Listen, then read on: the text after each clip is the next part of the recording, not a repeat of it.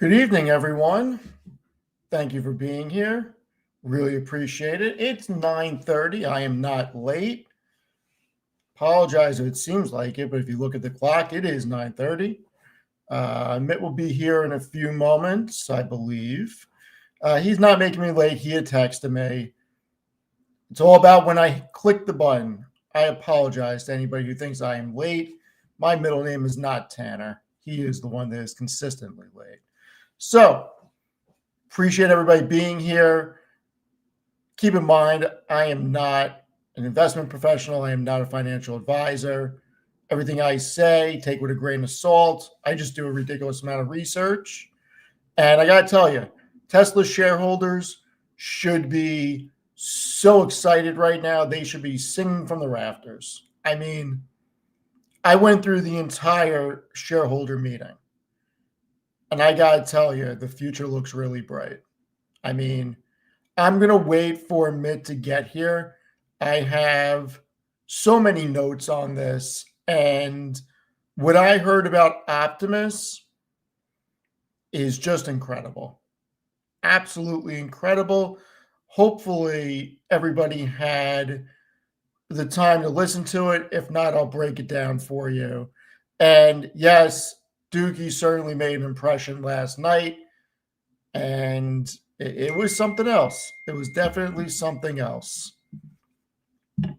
Amit's going to be swole from the gym. Is that where he was? Lifting? He was lifting? Good for him. Good role model. Maybe I'll get back into lifting. Who knows? Probably not. I don't have the time.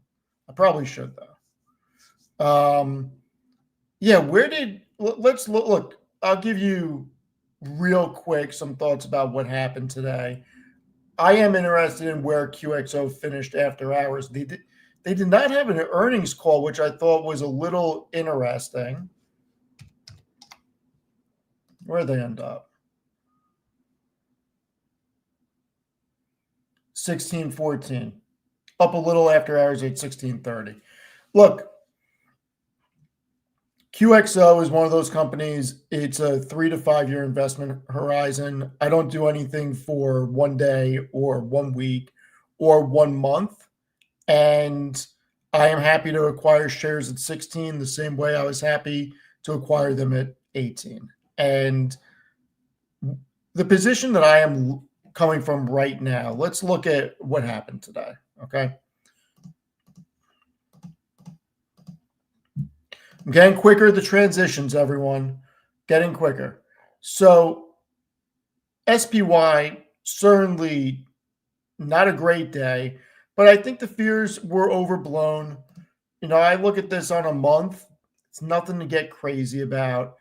And going out to just a year-to-date chart, sure, the market was deep red. NASDAQ was down, 450 points at one point today. The Dow was down 500 points or so. I mean, so what? At the end of the day, when you take a step back and you look at a year-to-date chart, this little blip, the downward momentum is normal. That's a healthy market. Now, why this happened? Jobs report that was not nearly as good as what everybody had hoped for, and money flowing into the bond market to lock up yields on the 30-year. For me, I could care less. The reason I could care less is because if I look at 10 years, do I really want to lock in a 4.11% yield on the 30-year? No. Look at the market. Go back. Let's go back 5 years. We've had big retracements. We've had difficult times, 2022. You had April of this year. You even had September in 2024. I mean, this is typical markets, and I wouldn't be surprised if it goes down further and then rebounds. But when I look at this chart, there's nothing that's making me get scared by any means. This is a healthy market. Earnings are expanding. Amit is here. He's getting jacked at the gym, and that's all you guys need to know. He's got a Knicks hat on. What'd you do today? You go bench today? What'd you do? Dude, I benched 570 today. It was crazy. 570? What are you? You're on that freaking gear? What's going on? Take off the Weeble. Take off the Weeble. Take off the Weeble. Take off the Weeble. I know I invest in Palantir and they're a defense contractor, but I'm the one with the guns. Okay. Oh, Jesus Christ. Look at that. I'm the one. Hold on, everybody. Do that again. Let's make it bigger. How do I even? I don't even know how to do it. Anyway, all right. You're a good role model, man. Good role model. No, actually, I just played 4 games of basketball back to back, dude. I am fucking destroyed right now. Like, actually. All right, well, you know what? You should go eat a steak. Get that protein in you. It was good. We won like 3 out of 4 games, though. So it was good. Good. Listen, I'm glad you're playing ball again, running around, getting that heart rate up. Good stuff. Someone said 570 grams. Oh my gosh. So I do have a question for the chat. So, no man, how do you bench 402 pounds? I don't even think you can get to that number. 405 is 4 plates on each side. How do you get to 402? I don't get it.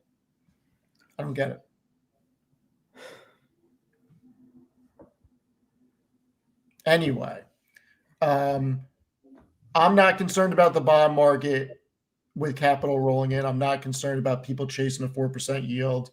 This is the same stuff that we saw when there was T-bill and chill time, and everybody who did that ended up getting wrecked by the market. And if the market still goes down a little bit, remember, where do we finish today? We finished over 6,700, I believe. So this is nothing to really get afraid of. At the end of the day, the long-term thesis is intact. Earnings is very strong. The forecasts are very strong. And this is just shaking out people on leverage, people on margin. And this is a healthy market, in my opinion. The one thing that we do have to worry about is labor. That's a long-term thing. And we don't have the September numbers for unemployment. We need to see that. And look, we all know that a recession is inevitable. It's just a matter of when it's going to show up. And I said previously, I think the back half of 2026, we could get a recession. I mean, I've been saying that for months now. And that may happen. But even if that happens, we've had recessions before.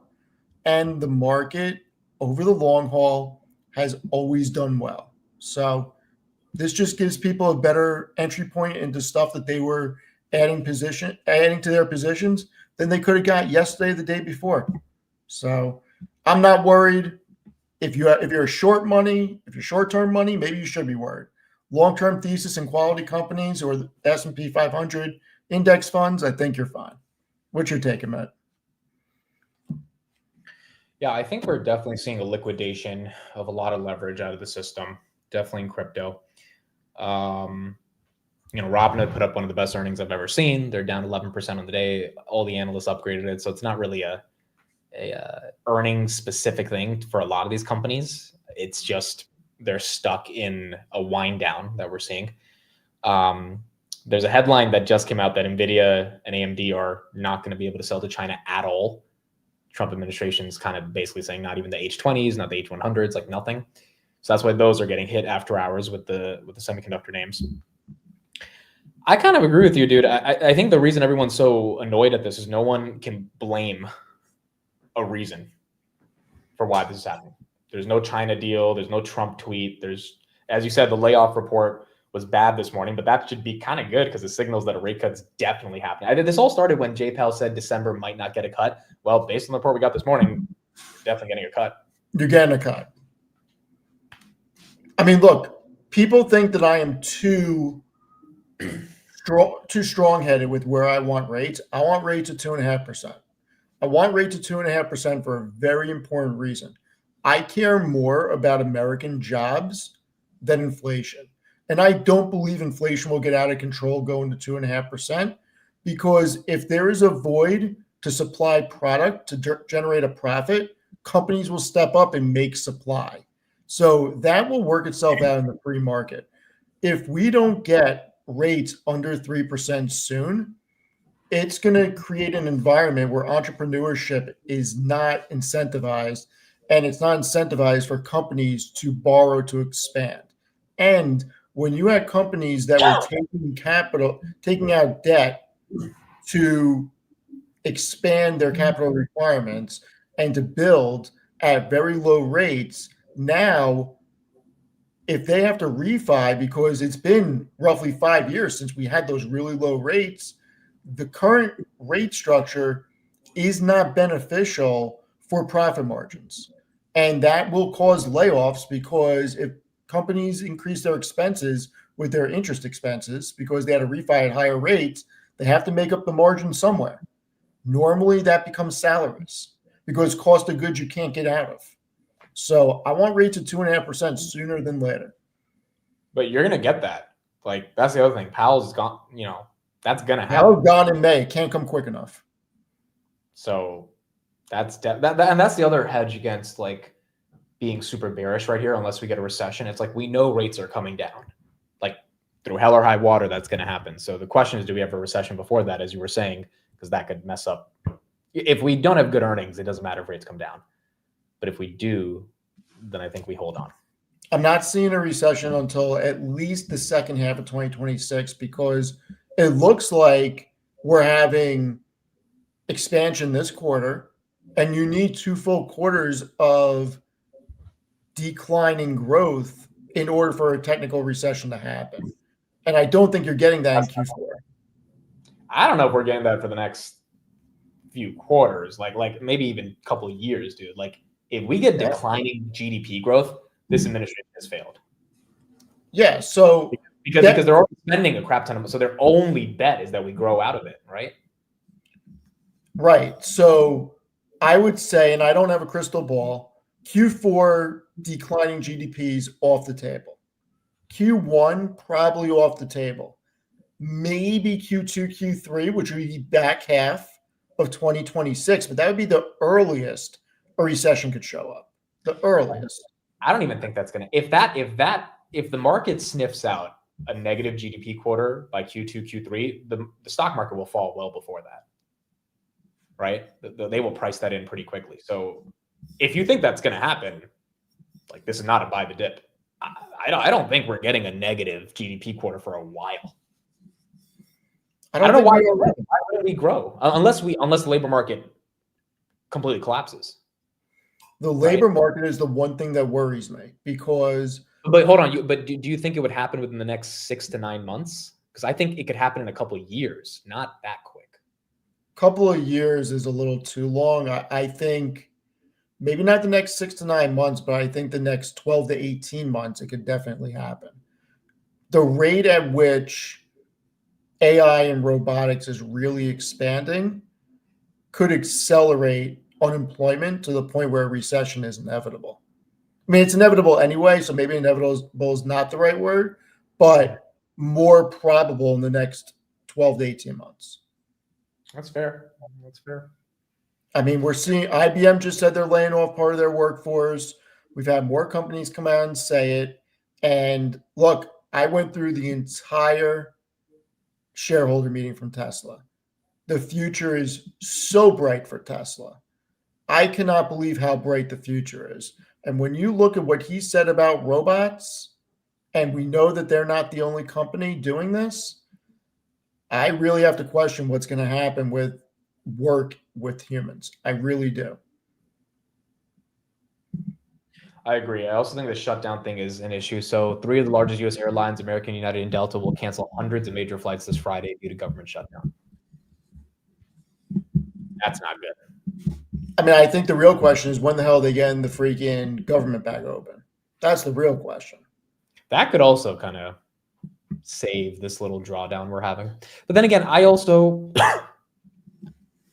as you said, we're at 670 on the S&P. Even if we go to 660, I mean, we're up a decent chunk still. Like I hate to be the one to say it, but we are at 660. We are still up a lot. We had 6 green months in a row. If November goes red, it's annoying because November is usually not red, but is it like unfathomable? No, not at all. We're still up on the month. Yeah, we're Are we still. not? I think so. I We're think still so. up on the month. We're still very up on the year. And a 5-year chart, look, I mean, seriously, does this chart scare you? That's a 5-year chart of the S&P. Does that really scare you? So when you take a step back and you look at this blip about what happened the past 2 or 3 days, it's a blip. Yeah, the problem is like people are wondering if that blip becomes like worse, and that I don't think anyone has an answer for. And again, there's no reason, no one really knows exactly why we even have the blip in the first place. So that's the issue with a lot of people emotionally right now. It's like, all right, how does this end up turning out over the coming days? I mean, look at Meta. Sure, this sucks being at 780, what is that? 784 down to 618 in like a week and a half. But we were at 90 in 2023. Can we really complain? It's hard to complain about it. You know, of course, we all want to see bigger numbers in our brokerage accounts. But when you take a step back, a lot of us have been in the market for a while. It's hard to really complain. And I get it. Stuff like BMNR is down. Stuff like Palantir and Robinhood started shaving some points. Notice what I did there, shaving some points with the NBA scandal. You have other companies like SoFi that got hit. But like, look, SoFi, look at SoFi in the past year. Let's do a year chart. Can we really complain about SoFi at 27? Okay, it's not over 30, but this was under $10 in April. Can we really complain? No. I can't complain. Yeah, look, the only people that are complaining are the people that bought in the past like month aggressively. Obviously that hurts, but been in this market for the past 2 years, like hard to be complained. And look, this is why you don't scale in 100% on one buy. You scale in over time because you can't predict. I don't care who you are. Nobody knows what the market's going to do tomorrow. Nobody knows what the market's going to do in a week from now. All we have is predictions based on data, but there's still predictions. The market could keep going down or it could go flat or it could go up. And this is why I like to buy in increments because it allows me, if I'm wrong on my timing, which I normally am, it allows me to buy more at a better price. Trump just said Uzbekistan signed a deal with the United States. $35 billion, and in the next 10 years, over $100 billion. Nice. Okay. I mean, he's just trying to get anything out there to stop the bleeding. I think he's this was like, yeah, this is some damage control. He's trying to some damage control. Look, here's the thing. I don't know if, and I've had this theory for a while, and I wonder what people think of it. I don't know if Trump is ready to be a president in a bear market. And the reason for that is because Trump's attitude and personality is braggadocious. There is no way he can wake up to S&P 500 down 2% every month, which is what happens in a bear market, right? You end up getting a 15 to 20% drawdown for the year. Like layoffs, all the bad news compounds. I don't think his personality is built for having to deal with that because he can't take credit for anything. So he would just spend the entire year complaining, and that's not going to work. So I think he will do anything possible to make sure that there is not a recession or a stock. I mean, again, the stock market is a scorecard as well.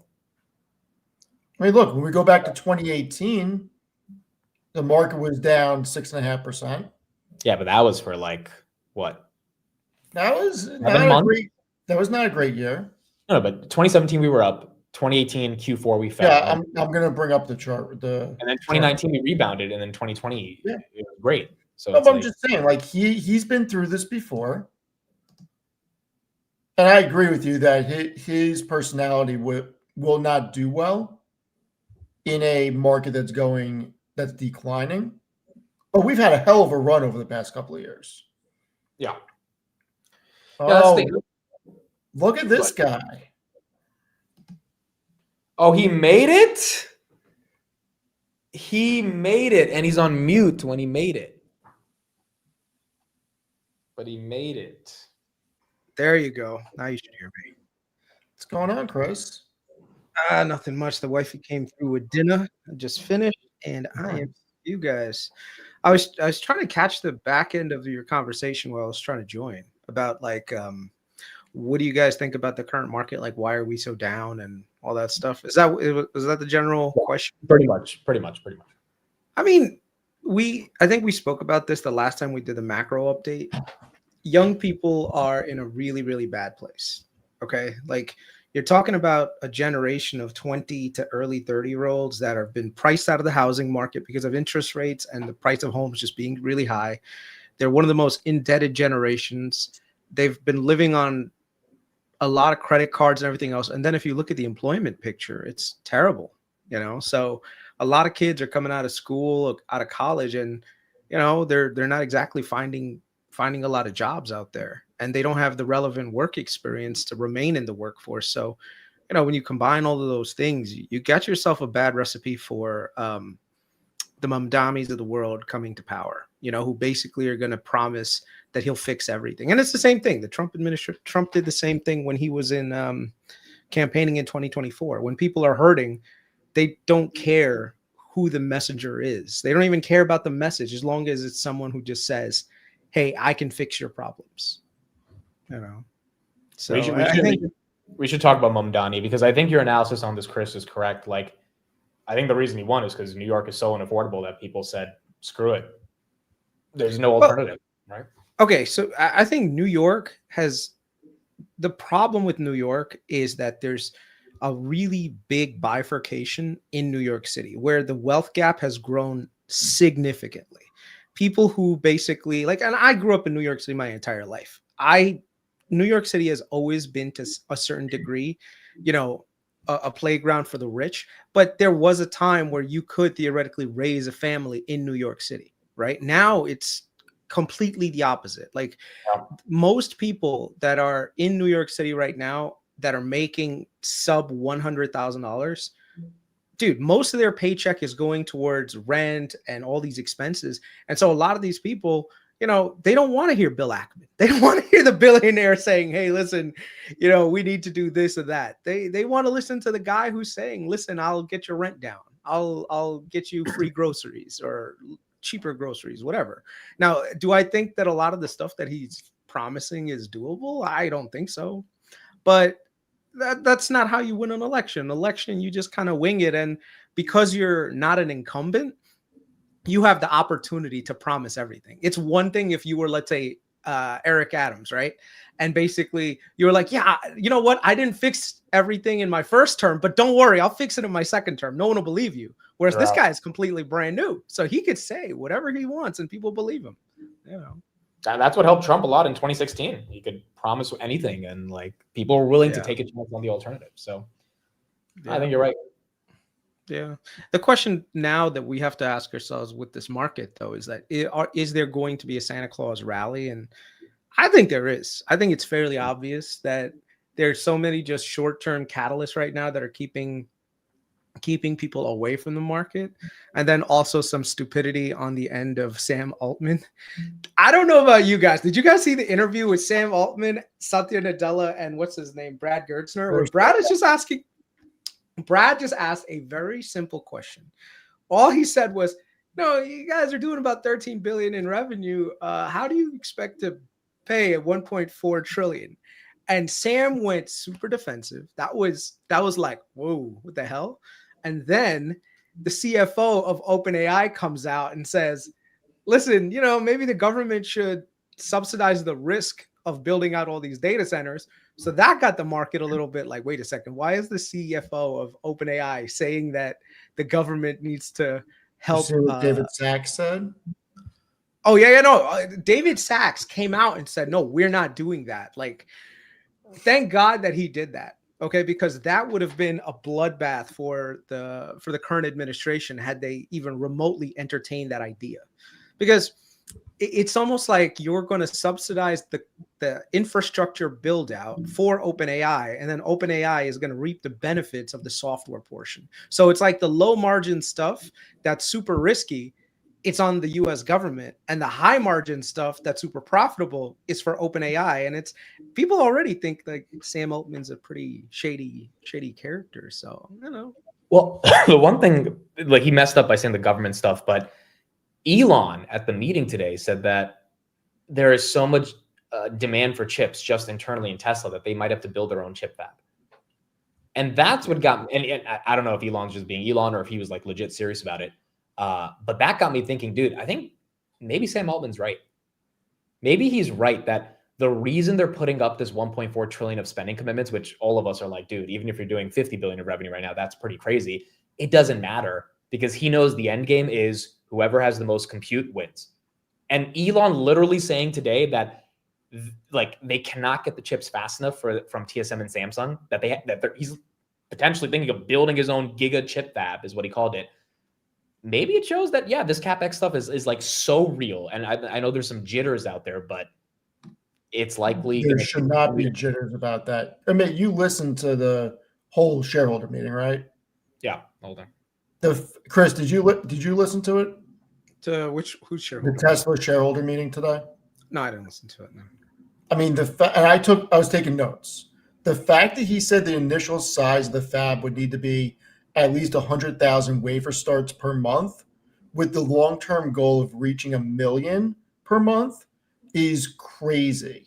I'll play the clip. You can show the clip right here. Yeah, but listen, when it comes to Elon, man, I hate to say this, but he's very hyperbolic on his promises. I agree with you, Chris. He eventually delivers, but yeah. I don't really think they're going to build a chip fab, but you could sense it in his voice how serious he thinks the problem is of just not having enough compute. And that's where I'm thinking this CapEx thing really is very serious. I'm hopeful that we can, within less than a year of AI 5 starting production, we can actually transition in the same fab to AI 6 and double all of the performance metrics. So. Sorry, TSMC would like a word with you. I'm super hardcore on chips right now, as you may be able to tell. I have chips on the brain. I dream about chips, literally. I can draw the at least the broad brushstroke physical design of the AI 5 chip by heart at this point. Can you pause this for a second? Are you guys not freaked out by that fucking robot that's standing there, just like looking around and shit? I can't wait to buy one. I'm looking at this thing and I'm just like, dude, I'm so ready. It's literally like looking around, like let me make sure, like, it feels like it's learning. I don't know. I'm not enjoying this, bro. I'm not enjoying. I'll never forget a year and a half ago when we had this conversation, and you were like, "So you want a Terminator in your room when you're sleeping?" I was like, "Yes." Nah, bro. I've seen way too many movies, and I know that, like, oh my god, it's movies, it's fiction. Nah, bro. There's a lot of times where fiction becomes reality. So, You know, the scarier part is they look like the freaking droids from Attack of the Clones right now. Yeah, dude. You give them a couple of guns, I'm sure some idiot is gonna like, okay, you know what? Let me program this thing to start hating Indian people, and start eliminate the H-1B holders. You know what I'm saying? That's the problem. And then it's like, well, I didn't kill anyone. The robot did it. That's a legit concern, bro. That shit could happen. So yeah. So this is really key. Now, one of the things I'm trying to figure out is how do we make enough chips? I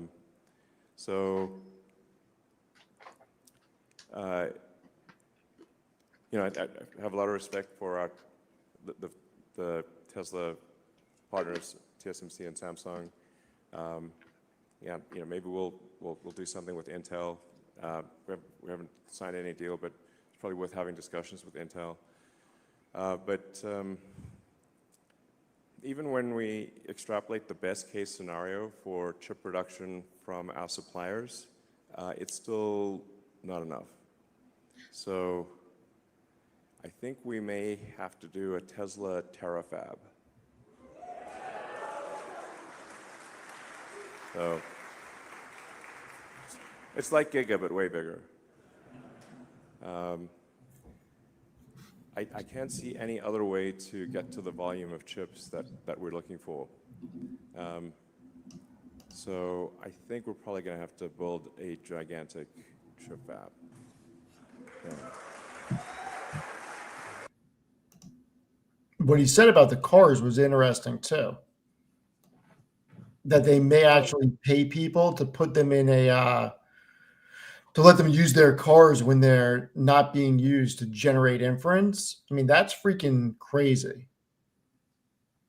It's gonna be all Elon about has the a way data. of look, man. Elon has a way of really promising a lot of things. I mean, you guys remember that you're going to be able to put your car into the robo taxi network, and the robo taxis would generate you income if you bought a Tesla. And then he said, "Oh, they'll become an appreciating asset." Yeah, Really? last time I Yeah. checked, we need 2026 in 2 months. So Yeah. And then remember the Roadster? The Roadster is supposed to come out in, I don't know, like that was in 2018 that I think they announced it.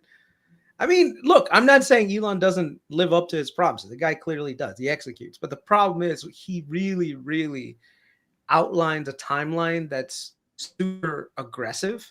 I mean, are they starting to do lithium fab? You know, the lithium thing that he was talking about, the refining thing. Where's that going? Is that No. up and running? I mean, like I said, I'm not saying the guy is not brilliant. It's just his timelines are very, very. we know they're impressive aggressive what and he they doesn't are. hit timelines. The thing is, at least with the chips, he may not have a choice. He may actually have to do that. He may actually Nah, need to vertically integrate. there's so much more that goes into building a chip fab and perfecting everything to eliminate rejection rates that even Samsung to this day cannot live up to the what is it called, the demand capacity that TSMC can, because the yields that TSMC can are so much higher. And that's the one thing that TSMC does. You know, they've been doing this for so long that they've got this niche that I think Elon is right that they need it, but I don't think they could replicate it at least for 5 years. I mean, imagine right now he calls up ASML and says, "Send me 5 lithography machines." You think ASML just has them laying around somewhere? No. You got to put an order in like way ahead of time to get them delivered, and then you have to train people, and you have to build these things, and then you have to build all the supply chains that go into building these things. It's not as easy. Based on what he's saying about the demand, if I feel like he's proving Sam Altman's point, right? That there's just so much freaking demand for these chips that in the best case scenario, there's not enough capacity. So the question is going to end up being, in my opinion, what is the monetization potential of this technology? Because at the end of the day, you need to make sure that you're monetizing it, right? Like right now, OpenAI, ChatGPT, Gemini, all of these things, they're basically running net negative on terms of ROI, because they're like, look, if we don't invest, our competitors will, and then we'll lose the market forever. So let's keep dumping money into this. And what are a lot of people doing with AI? I'm sure that they're writing great research papers and all this stuff, but then there's also a lot of AI slop that people are putting out there, right? That provide no real tangible value. So that should get us into this discussion. Are you at all interested in the meta dip, Chris? I am, in that there was something that Zuck said that I thought was actually very 2022 like. He basically said, and I think, let me see if I could pull it up. But basically, he said, look, the risk of us not building this infrastructure is too much. So yes, are we overcommitting and building like crazy? Yes, we are. And if at any point we see that, you know, the demand is not living up to the supply, we'll just cut back. You know, It was very similar to what he said during the whole hiring thing at in Meta, where basically he did cost rationalization. They overhired, and when they figured out that they didn't need as many people, they fired a whole bunch of people. I don't know. It wasn't that difficult. I think over time the demand gap will be met. It's just a matter of the timeline on it. So is Meta building out this data center situation? Yeah. Do I think that in the short to medium term there could be some overbuilding in the short to medium term? Maybe. But demand will eventually catch up. So the question here is, who are the main beneficiaries of this whole thing, and who are the main, what are they called? Risky players in this, So But right would now, you let's say, like yeah. Meta at 620 is my question. Say again? You like Meta at 620? I mean, if you look at from an EV to EBITDA multiple, I mean, they're trading at pretty significant lows. I mean, it's not lower than April, but it's getting there. I talked to Sebastian. I talked to Sebastian. Meta's his largest position, and he said this is an untouchable dip right now. And the reason for that is because he says Zuck has zero plan of what to do with all this CapEx spend. I mean, that's probably true. I did get the feeling that he did kind of allude to something like that, where they are a lot of riding hopes on, what is it called? Not artificial, I forgot what the term is, something intelligence, like general intelligence or something like that, where basically AI becomes somewhat sentient. That's what they're hoping on, the breakthrough of that. I also think that Meta, if you look at some of the people that they've hired recently, I think they're eventually going to be a fourth cloud provider for business applications.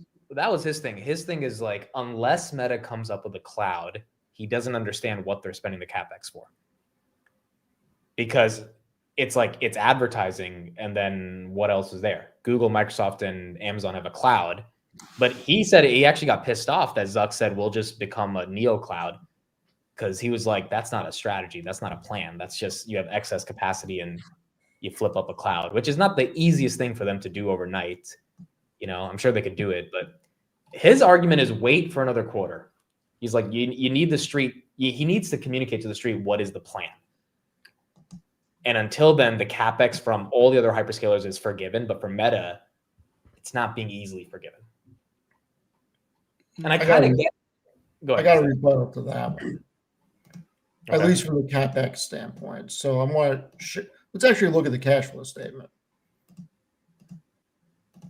Again, quicker the transitions. So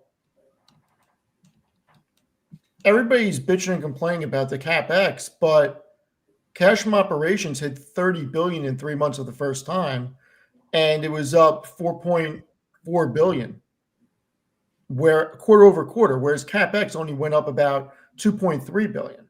I mean, their cash from operations is accelerating faster than the CapEx spend.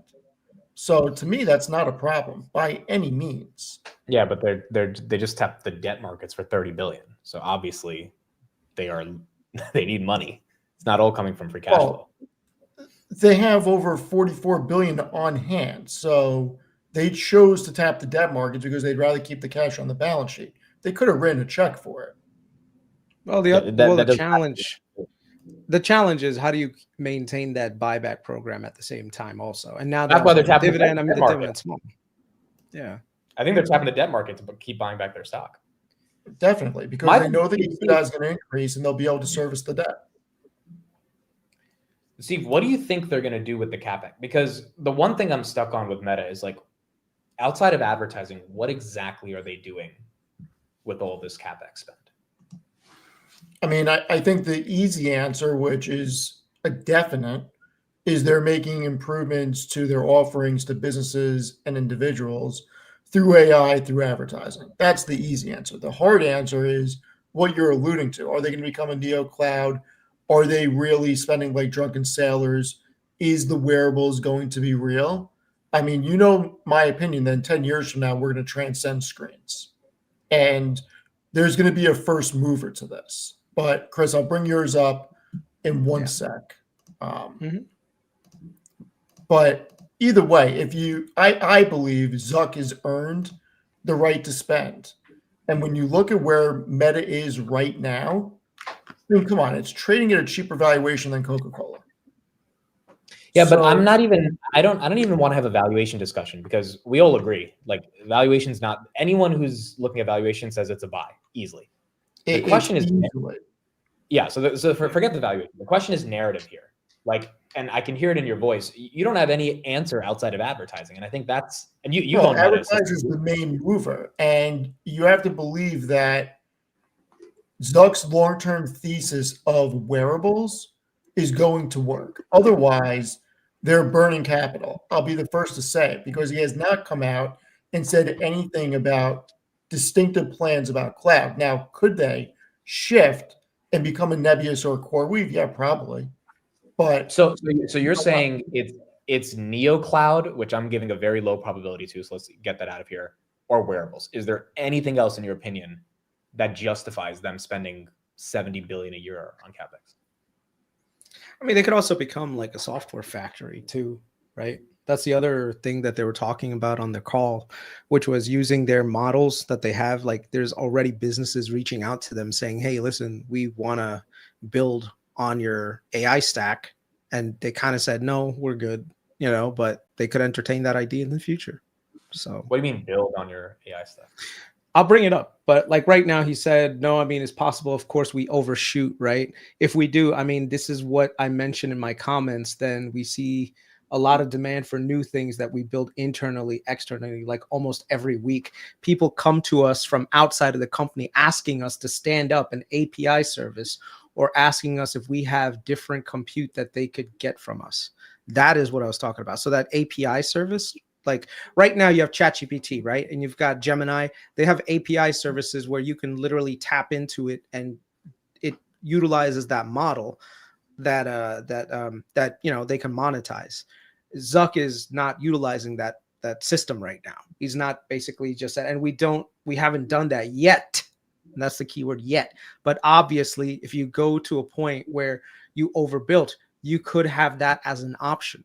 So just like you said, this is one of those things that like he's not being dumb about it. It's like, look, I'm spending all this money, but we have options to do other things with that. And then he says at the end, which makes also another good bit of sense. He says, where was it? There's a lot of operational constraints too on what we can build, right? So we're basically trying to work through all of this. And I think we have more share coming in the coming months and of course over the next year. But I think there's just a huge, huge amount of opportunities. Where was the other part? Right there. Okay, the second paragraph, sorry. And then the kind of worst case would be that we effectively have just pre-built for a couple of years, in which case, of course, there would be some loss and depreciation, and we would grow into that and use it over time. So basically, you would see that in the P&L statement, where you would see massive amounts of depreciation, but you wouldn't necessarily see the income against it. So you take a hit on EPS, but the cash flows would be there until it catches up, right? So that's what he's basically alluding to. And keep So in mind, Basically, if you're buying the meta dip right now, you're literally trusting Zucks will do something other than advertising to make sense of the capex spend. well, and keep in mind when it comes to the operating income, over the past 2 years, they've done 197 billion, and they've lost 39 billion on Reality Labs. We all know that that's a loss leader, and that's part of what people are freaking out on. But they've still generated 158 billion on a net basis on operating income in 2 years. Now, if they say tomorrow we're not going to continue down the road of Reality Labs, I think the stock goes up 50 points because of how much it's hated.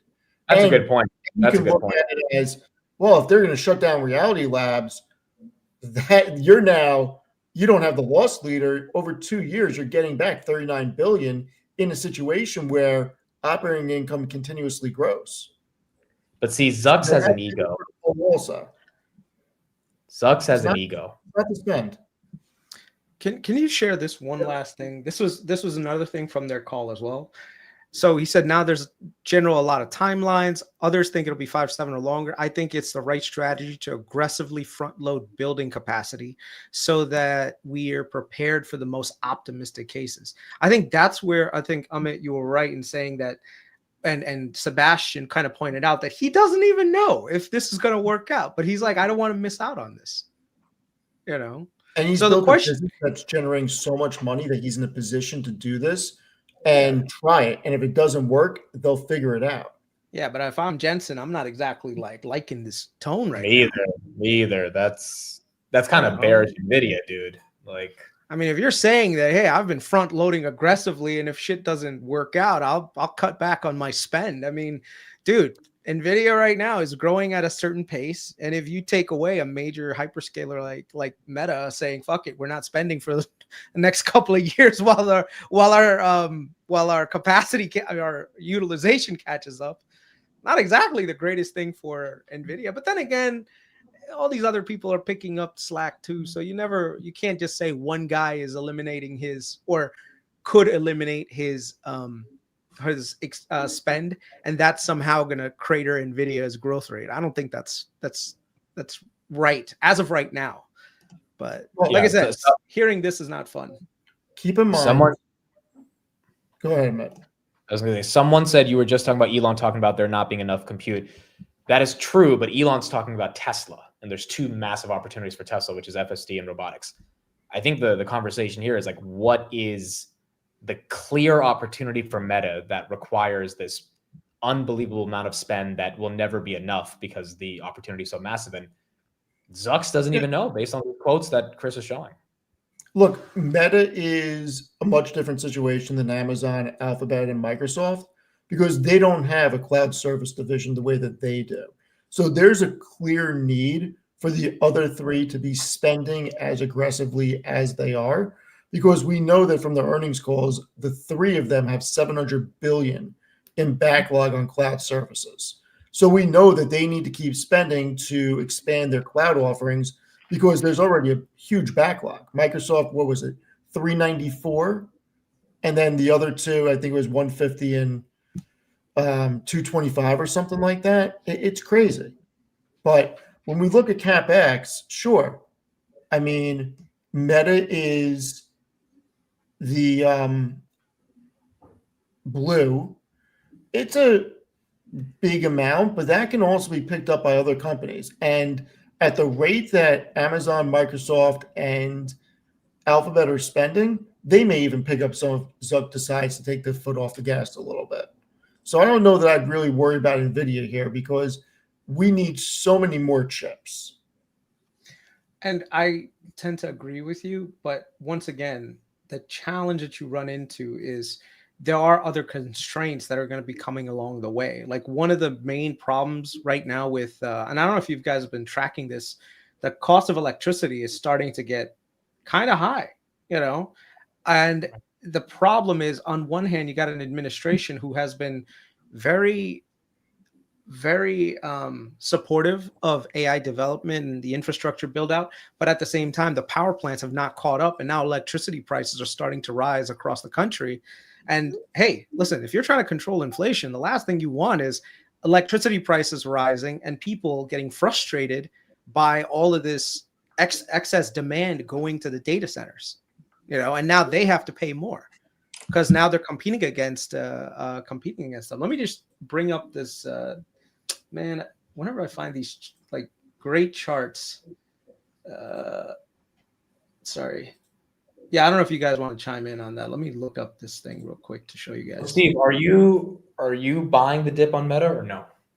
I'm not, but if it gets lower, I will. So what for like 550? That's what you're looking for? I think if it goes sub 575, I would start adding again.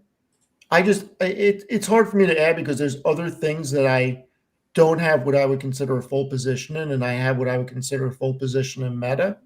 So I'm more interested in BMNR at these prices. I'm more interested in QXO at these prices.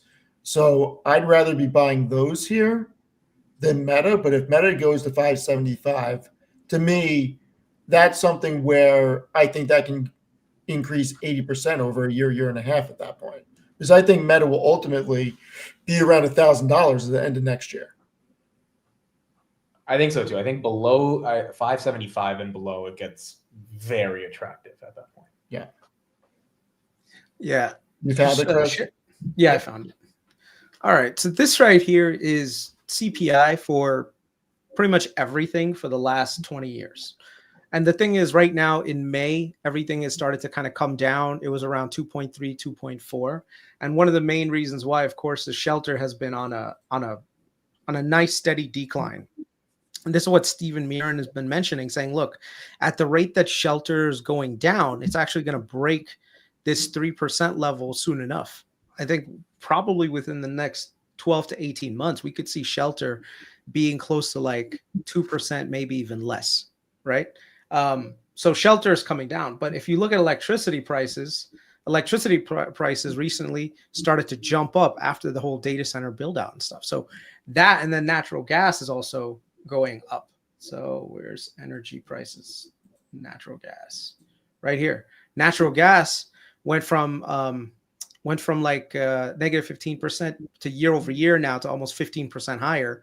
And so this is feeding into the electricity part of the cost curve. So this is where I think we have to be very careful. Food is kind of like starting to get a little bit elevated beyond that 2% target, but all of these things, they all add up, you know? And I think now the administration, after yesterday's election pretty much beat down, the focus for the administration now is going to be, how do we get inflation down outside of just gaslighting everyone and saying, no, you're wrong. Inflation is down. Like, no, people want to see prices that are closer to 2022 than what we've had in 2024. You know, It's a fair point. One of the big ways to do it is you got to produce more energy and bring the price of energy down, because then it helps all inputs come down. Yeah.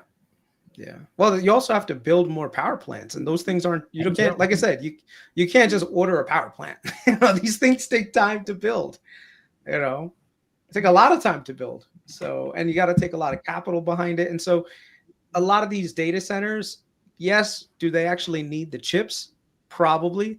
But at some point, if they're impacting the day-to-day lives of consumers from the electricity cost increases, they're going to get a lot of public backlash. And I don't know if you guys have seen this, but a lot of data centers, they're like, oh yeah, we're going to build a facility. And the local governments are like, absolutely not.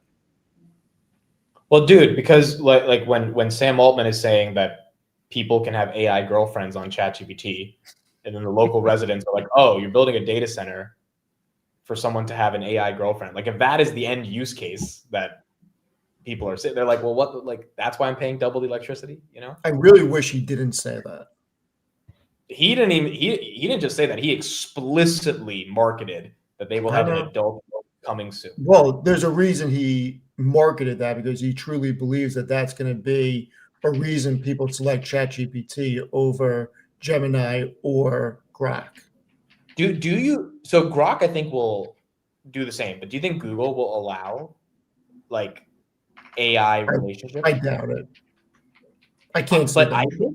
But dude, Google is a search engine that leads you to an adult website. They don't block that. Why would? But I think for them that's different than actually the raw inputs. I mean, if people start leaving Gemini for ChatGPT, I think Sundar is going to have to make a choice. But in all seriousness, when it comes down to that, Gemini is so much more than Gemini. You're paying for an upgraded package that gives you more cloud storage and gives you other things in addition to Gemini. So you wouldn't just be leaving Gemini. You get rid of cloud storage. There's other things I get with the $20 a month I pay them. I'm just saying, for engagement, like if ChatGPT ends up getting that engagement, Sundar is going to have to make a choice. Elon, I think, would have no problem allowing that. Oh, Elon would have no. I mean, if you saw Elon on Rogan when he first put out insane mode, I mean, obviously Elon would not care. Yeah. But I think the indirect winners that don't get talked about enough is energy. We're going to need more energy. We saw, I don't know if you guys followed Chevron and Exxon's Q3 earnings, but their upstream productions increased. And if you think about all the building that's going to happen in the next year, I know it's not an exciting industry, but the pipeline should theoretically do well. I'm still shocked that energy infrastructure is still in the doghouse. It's probably the high capital costs. High capital costs, High debt. high debt. All of those things play into the mix. Not to mention, not a lot of people are very, what's the word?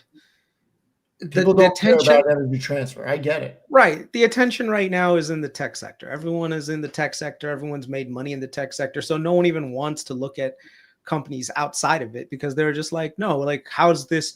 Like, no one's looking at a energy company and saying, how is this an AI play? I mean, we are, because we're somewhat intelligent, saying, look, you want to look at the other beneficiaries of all of this. And Chris, to answer your question from about 20 minutes ago, the other verticals on chips are going to be big winners also. Like, you're going to need so much more DRAM. Like, Micron's going to continuously do well. You're going to need more storage, you're going to need more networking, you're going to need more of a lot of things over the next 3 to 5 years. Yeah. Do you guys know a company called Amphenol? You guys heard of them? Sounds familiar, but I can't place it. Amphenol? Look at Amphenol. What's the ticker? APH. They do all the connective wiring and stuff for these data centers. Look at the chart on this thing. God, that chart's crazy. This is the kind of stuff that, like, you have to look at things outside of just here. Let me just share my screen. Yep. There. Look at that. In the past year, it's up 91%. And April, after Liberation Day, it's just been a nice steady up and to the right thing. And they do a lot of the fiber optic connectors that basically go from for the chips. So everyone's like, oh my God, NVIDIA, but I'm like, okay, yeah, but look at all the connecting, like all of these data centers, they're gonna need to be wired. And if Amphenol is one of the major guys who builds these things, they're gonna do well. I do think 2026, we got to look at a lot of these in the middle of the data center plays, like not just the AMDs, but as you say, the Amphenols, because I feel like there's more alpha in the nuts and bolts of building these data centers. Yeah. We got some big news today. I don't think the two of you care about it. Maddie and I care about it. Take-Two is screwing us. I care about it. It's in my portfolio on my ETF. Are you going to play GTA 6 with us, Chris? I'll play with you. Yeah, right. Why not? We're going to get a mid to play. We're going to get the whole milk gang in there. Dude, I'm not playing this shit. I haven't killed a dead hook. I haven't done the killing of a hooker thing in, like, God knows, 15 years, man. Take-Two is going to drop like a freaking stone over the next couple of days, pushing this out to freaking November or December. This is a never-ending game. Yeah.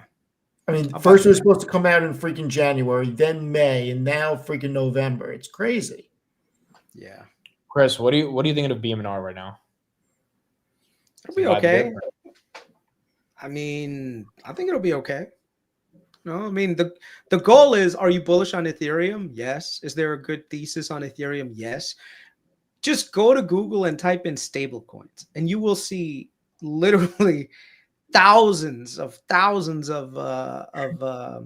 news articles on companies coming out with additional use cases. Like, I'm talking about companies and banks that are in the field, that are in traditional finance, all having some level of stablecoin exposure.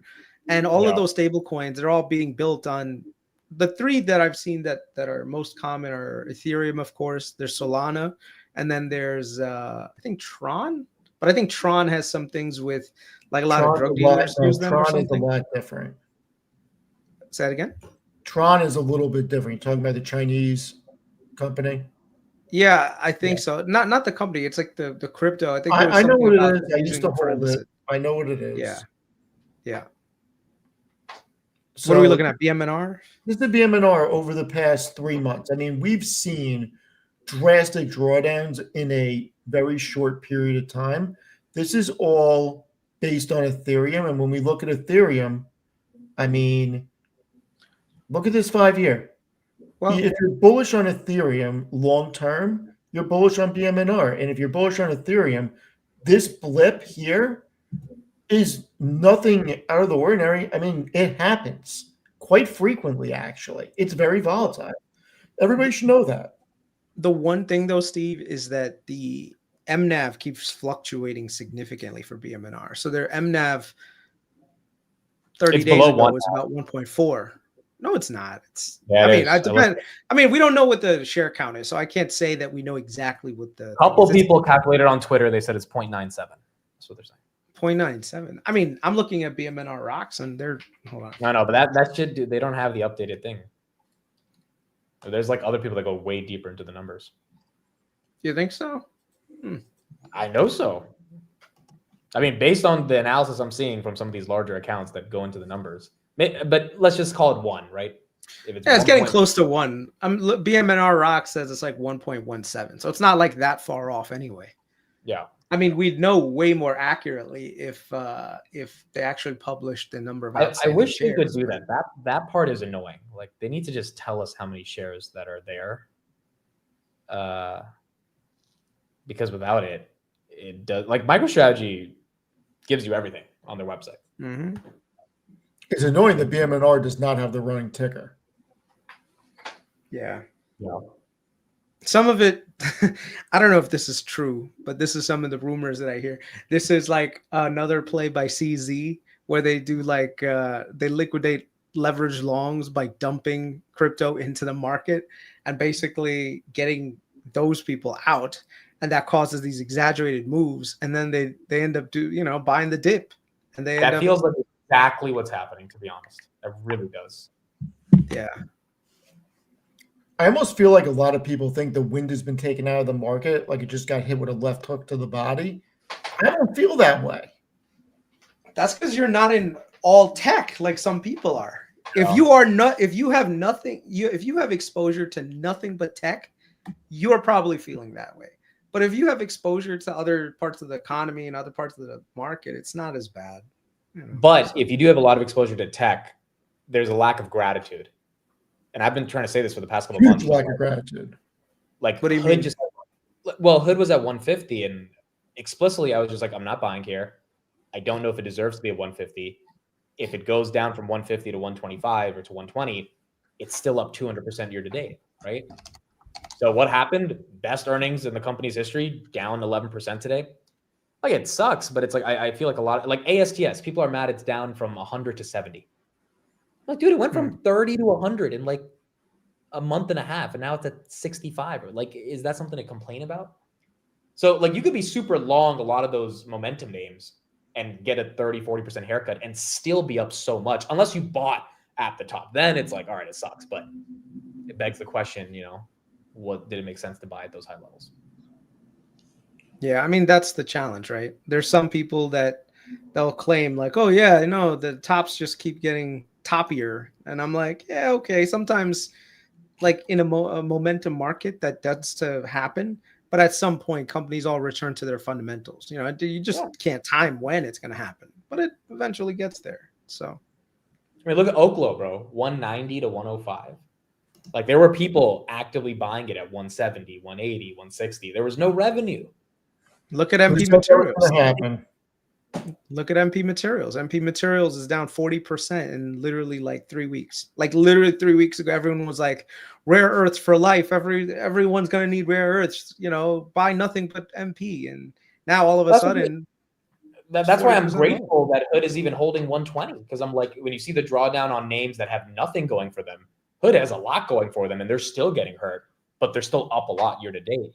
And so I'm very grateful for the gains that I have this year, even if it's not like massive all-time highs. I think at this point, just from like a risk perspective, people should not be in a lot of options plays when it comes to this market, 100%. because you could like right now, you could be very bullish on Robinhood, but if you end up getting the wrong option play, it could eliminate your entire position. So if you're dumb enough to be like, oh yeah, you know what? This is a 200 PE company. Let me buy some call options on Robinhood, bro. You know, sadly, you're taking a lot more risk than you should. You know, if you're long on Robinhood, just buy the stock at this point. There are times where when things are super oversold, that's when you should be buying options, not when things are overbought. Yeah. And right now, I think that the general market is very, I wouldn't say very overbought, but it's overbought. I don't think leaps make sense either right now because you have no idea what 2027 or 2026 looks like. And as Chris said, like in 2023, when everything was, you know, pretty messed up, it made sense to say, hey, in 2 years, like this $8 stock is probably not an $8 stock. In 2 years, I don't know if this $120 stock is a $300 stock. Like I hope it is, but if it's not, if you cater the performance, it would have still massively outperformed the rest of the market just because, you know, because it front loaded so much of the gains, but your options get killed at that point. I think that's funny. Someone's like, there's things called puts. Bro, the problem with puts is that you don't know how long the market is going to be going up, right? Yeah. It's one thing to say like, yeah, you know what, I could risk to the long side. With puts, it's a little bit different in that the market can stay irrational longer than you can stay solvent. You know, with call options, it's a completely different game, you know. I think most people that buy puts, you should be if you do buy puts, I would buy them as protection and think of it as insurance rather than thinking them as like an investment opportunity that you're going to be able to make a ton of money on. You know, like I like the example that I was given during the whole Enphase thing to Vitaly and Carlos. I said to them, listen, I'm not saying that Enphase is not going to be the next $1 trillion company, but I'm like, the risk of Enphase not being the next $1 trillion company is pretty high. So if anything, you could just buy some puts long term, and you guys have already 10x your money when it's at $300. When you guys have it, sacrifice 10% of your gains, buy some puts, and go to sleep happy at night, knowing that you've basically locked in all the gains and that you're going to get to have all the upside. Let's say Enphase went to 5,000, you get to keep everything. But if things went down to $30, you're completely protected. Is it worth paying 10% of your current profits? Absolutely. You know, so that's the way that I would think of this market right now. In that if you've done really, really, really well on a position, Rocket Lab, ASTS, what are some other like really like strong players? Palantir, SoFi, NVIDIA, yeah, it's not a bad idea to say, you know what, let me take a little bit off the top, right? And buy some puts on it, buy some put leaps, just in case you do get a protracted bear market. Guess what happens? Those puts you never have to worry about. You could, you know, just sell them later on at a profit. And then now all of a sudden you're not digging yourself out of a hole. I just think it's crazy that people get so bent out of shape. Like NVIDIA, I'm looking at it right now. It was at 207 a couple of days ago. Now it's at 188. But this was at $94 in April. And it was around 135 at the beginning of the year. It is still up so much from the beginning of the year. It's just, I just don't think there's anything to complain about right now. Yeah, I also think it's really healthy. That move to 212, I loved it, but I was like, what is going on, bro? That shit was just like, really? You're going to give it 500 billion of market cap in a week?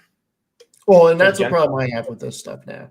You're getting to a point where every dollar that's added on NVIDIA is so much market cap, as much growth as it has, as incredible as the earnings are.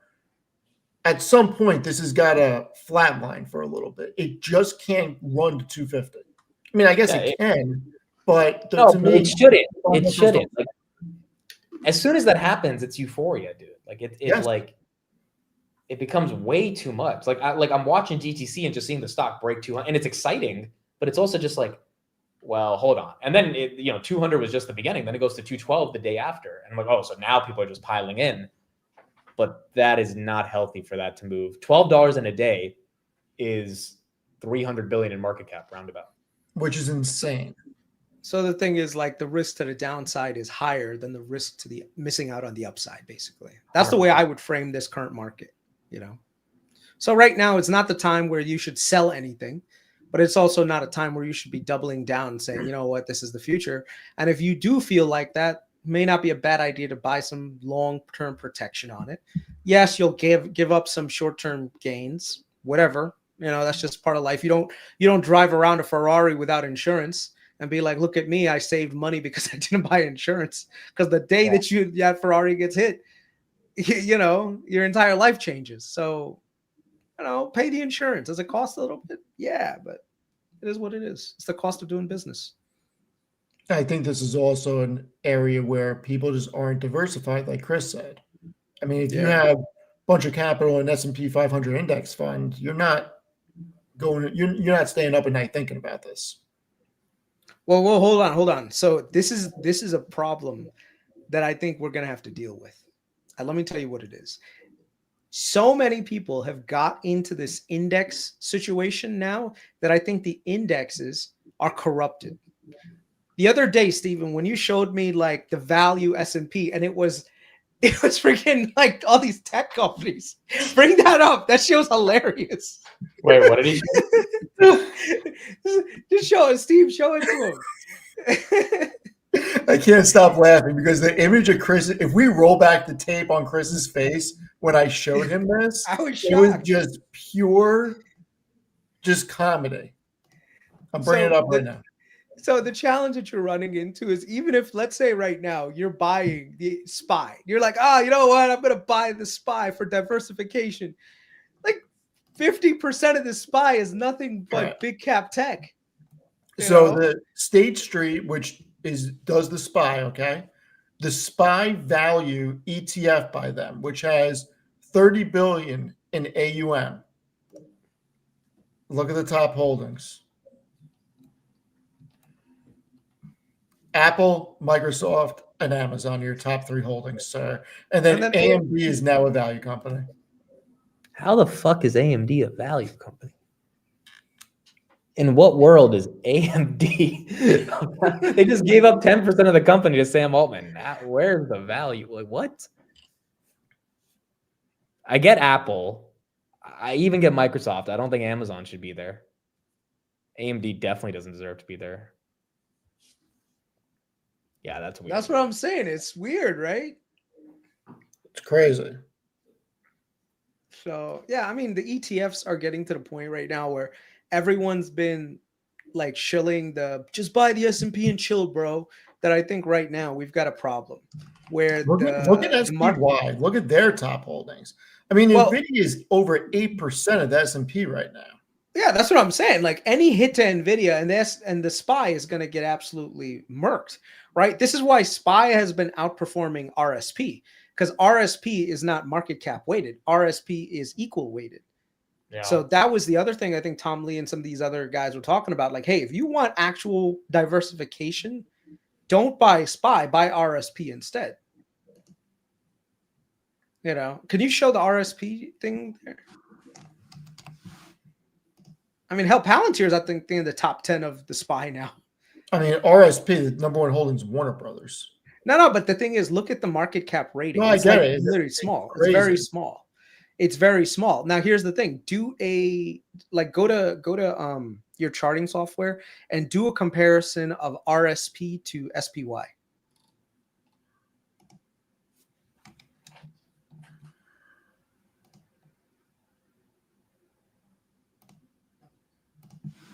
Why are you using Seeking Alpha, man? There's other better things out there. Because I was already on it. Okay. So you can see that look at that giant divergence, right? To the upside for SPY. That's the thing. If we see that the tech-heavy SPY gets, crunched because of all the concerns around AI growth, CapEx, and everything come down. 2021 and 2022. Yeah. Bro, but okay, so what are you guys thinking of Bitcoin and gold right now? Is that at all touchable or any of those? I don't know, man. I'm not really a gold bug, so I couldn't tell you. I'm not a Bitcoin person. I'll touch Ethereum. Yeah, I like Ethereum. I'll stay with Ethereum. I can see the use cases for Ethereum.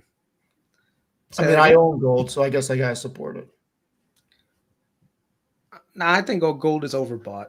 I think gold is fine, but inflation is coming down, and I think to some degree, I think the Trump administration is going to work on getting the demand for treasuries higher, in which case people are just going to end up going into the bond market. So, yeah.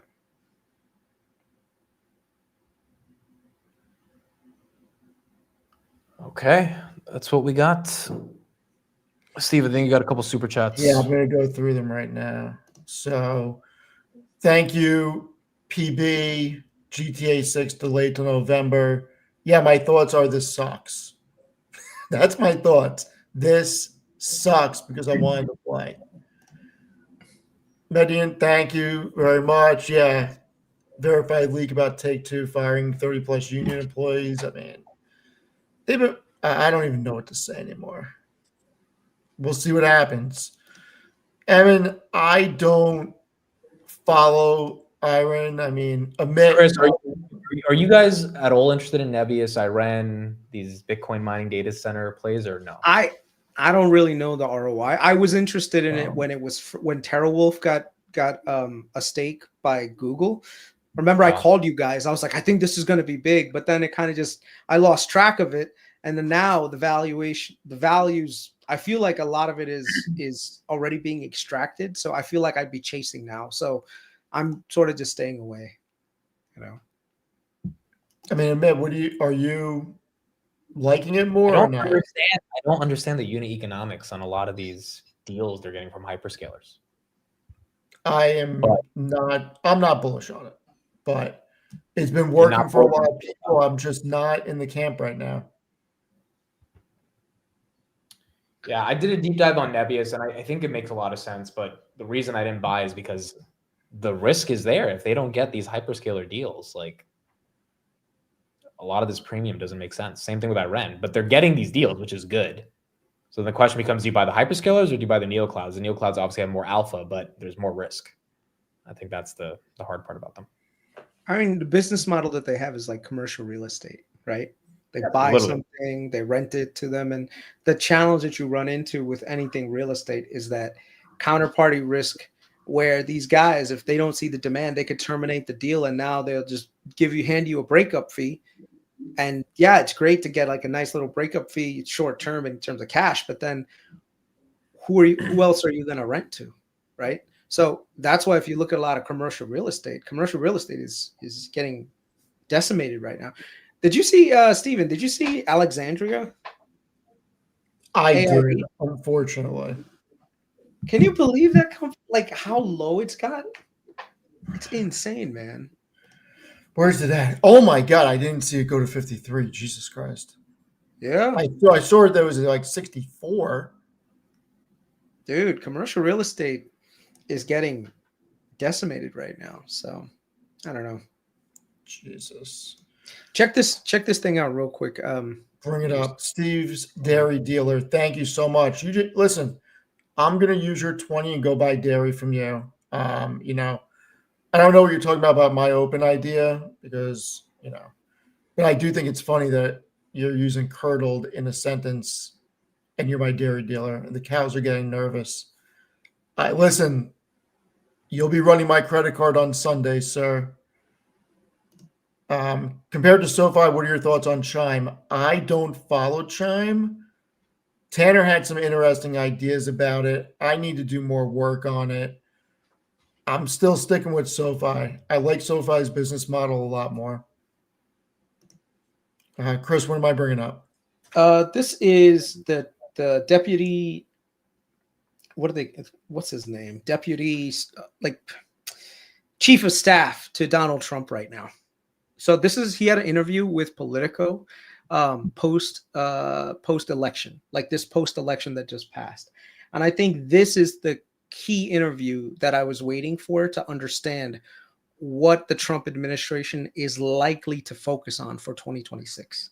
So of Mickey Sherrill's ads were positive, overwhelmingly talking about cost of living and heavily talking about lowering power costs. Jack didn't really talk about that. He talked about taxes and he won the tax vote, but he didn't address those key issues of affordability very effectively. He was mostly talking generically about Change New Jersey. And I'm not denigrating Jack, but it was not in line necessarily with what voters were saying. Two, in Virginia, over half of Winsome Sears ads talked about transgender, and it's not even the top 5 issues, according to voters. Why did Zoran Mondani do so well last night? He relentlessly focused on affordability. People can talk about communists, they can say all these things, but the fact is, he was talking about the cost of living. Folks that I'm talking to privately who are supporters of President Trump think that he needs to be talking about cost of living a whole lot more. I think you'll see the president talk a lot about cost of living as we turn the year and into the new year. The president is very keyed into what's going on, and he recognizes, like anybody, that it takes time to do an economic turnaround, but all the fundamentals are there. And I think you'll see him be very, very focused on prices and cost of living. Yeah. So Spencer, this was the deputy. Sorry, go ahead. No, Spencer, thank you so much. Rest of your ramen money. I'll be going with my dairy dealer for the Sunday milk haul. I'll start putting pictures back up on X about the Sunday milk haul. Do a segment on it. Yeah. So the person that was talking was the deputy chief of staff, not Susie Wiles. Susie Wiles is the chief of staff for Trump. But this is the thing that I think the administration is going to focus on squarely for 2026. And the reason is because the midterms, based on the current showing right now, the midterms, like Polymarket's already calling it a Democrat like sweep. Really? Okay. Yeah. Where the Democrats are going to pick up. Why do you think people are so upset at the administration? Is it affordability? Is that it? Yeah. Affordability, and now you're dealing with the government shutdown and everything else. And the messaging by the Democrats has been it's been good, saying, look, the reason why you're struggling right now is because, look, the current administration, they have all the power. They're the president. They're the what is it called? They're in the Senate. They're in the House, and your problems are all connected to them, not us. They're doing this to you. And the problem is, you got the Trump administration. They're always doing these briefings with billionaires and rich people, right? And the thing is, when you do that, you sort of like play into that narrative, saying you only give a crap about the rich people while I'm here struggling to put food on my table. You know, you said that. Remember what Trump said and that he got elected on? Day one, I'll control inflation. I mean, I'm sorry, inflation did not go down nearly as much. And I think telling people like, hey, no, inflation is going down while they're literally seeing inflation not going down, this probably doesn't help. And then, of course, and this is something that is a point of debate, but the tariffs are not helping with that. So I think if you were to ask me, number one, and Trump said this by the way, he said it himself. He's like, we're done with tariffs. You know, today he actually said that, like, oh, you're not going to don't expect any more tariffs for now. So I think the administration is going to do a lot more trade deals.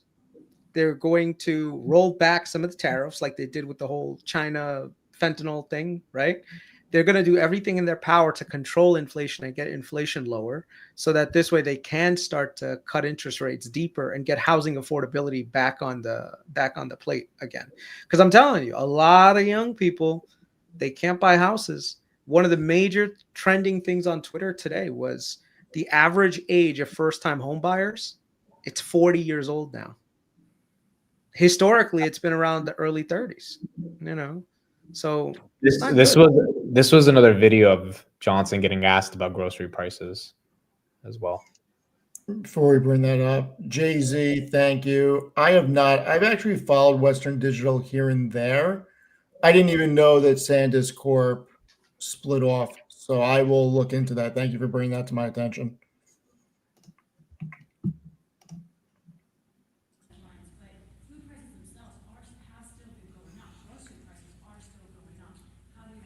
Yeah, but the USDA has reported, and all of the economists have shown, food prices always go up. There's an inflationary level that's built into grocery prices, but they're going up at a much slower pace. In other words, the economic policies, even though all the provisions of the Working Families Tax Cut have not yet been implemented, that's going to make a dramatic effect. It's going to be like jet fuel to the economy. We have all these pro-growth policies that will bring down costs, increase wages, increase jobs, and more access to the economic rung, so that more people can climb up the ladder.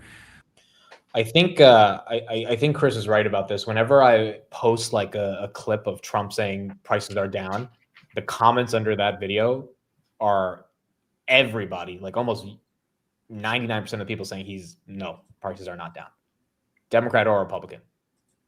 I mean, you got a lot of people that do not believe that prices are actually coming down. And this is the challenge, right? You've got the stock market going higher because the economy is doing good on the stock side, but at the other side, you see consumer confidence is going lower and lower. And then there's also youth unemployment. Like in the U.S., youth unemployment is getting pretty bad. Look, unemployment is my big fear. We're already at 4.3%. We don't have the September data. We don't have the October data. And it's up 0.9% from its 2-year lows. Every time unemployment has gone up by 1% or more, we were either in a recession or headed right into a recession. And the scary reality is that AI and robotics could put us in a situation where unemployment drastically increases. We could see 6, 7, 8% in the next couple of years or sooner. And it's a very scary thing. Yeah. Here, show this chart real quick. So this is the unemployment rate in the United States, right? Like total for everyone. So you can see here we had that giant COVID spike right after all these years of declining unemployment. And during the last, right before COVID, unemployment was around 3.6%. Since then, it's been steadily creeping up. And now it's getting to about 4.3, which is still historically low. Don't get me wrong, but it's pretty. Can you zoom out on that chart, Chris? Yeah. Keep that chart up and go out like 30 years or 40 years? No, this is all they have. They have 20 Oh, you years. can't? Okay. Yeah, no, this is the main one. But I think this is the thing that I am worried about right here. Unemployment by age. Where's the one for age? Duration. Wait, unemployment for people by education achievement.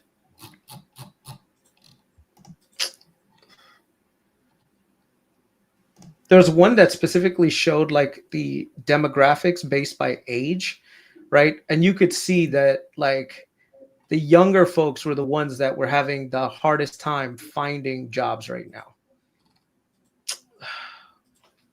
By age.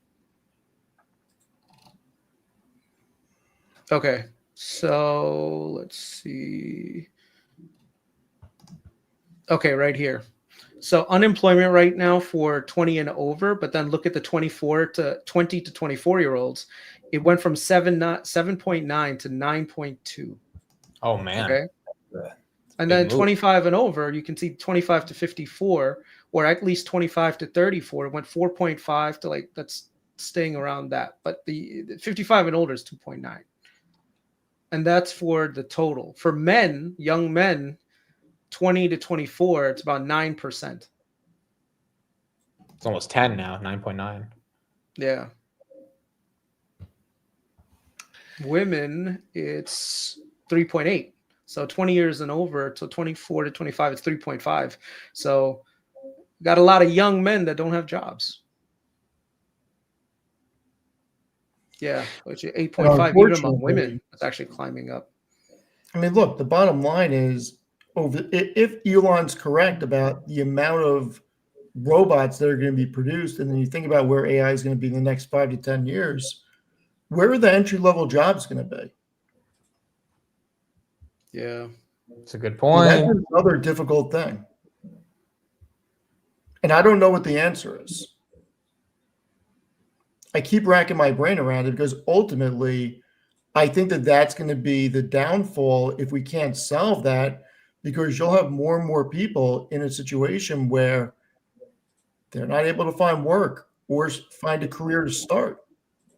Yeah, that's bad, man. It's not.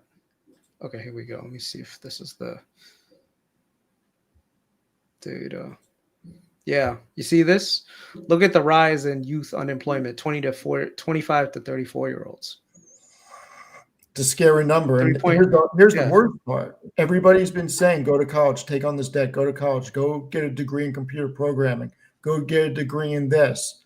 Now they're coming out of college, 6 figures worth of debt, or 50 grand to 100 grand worth of debt without a path.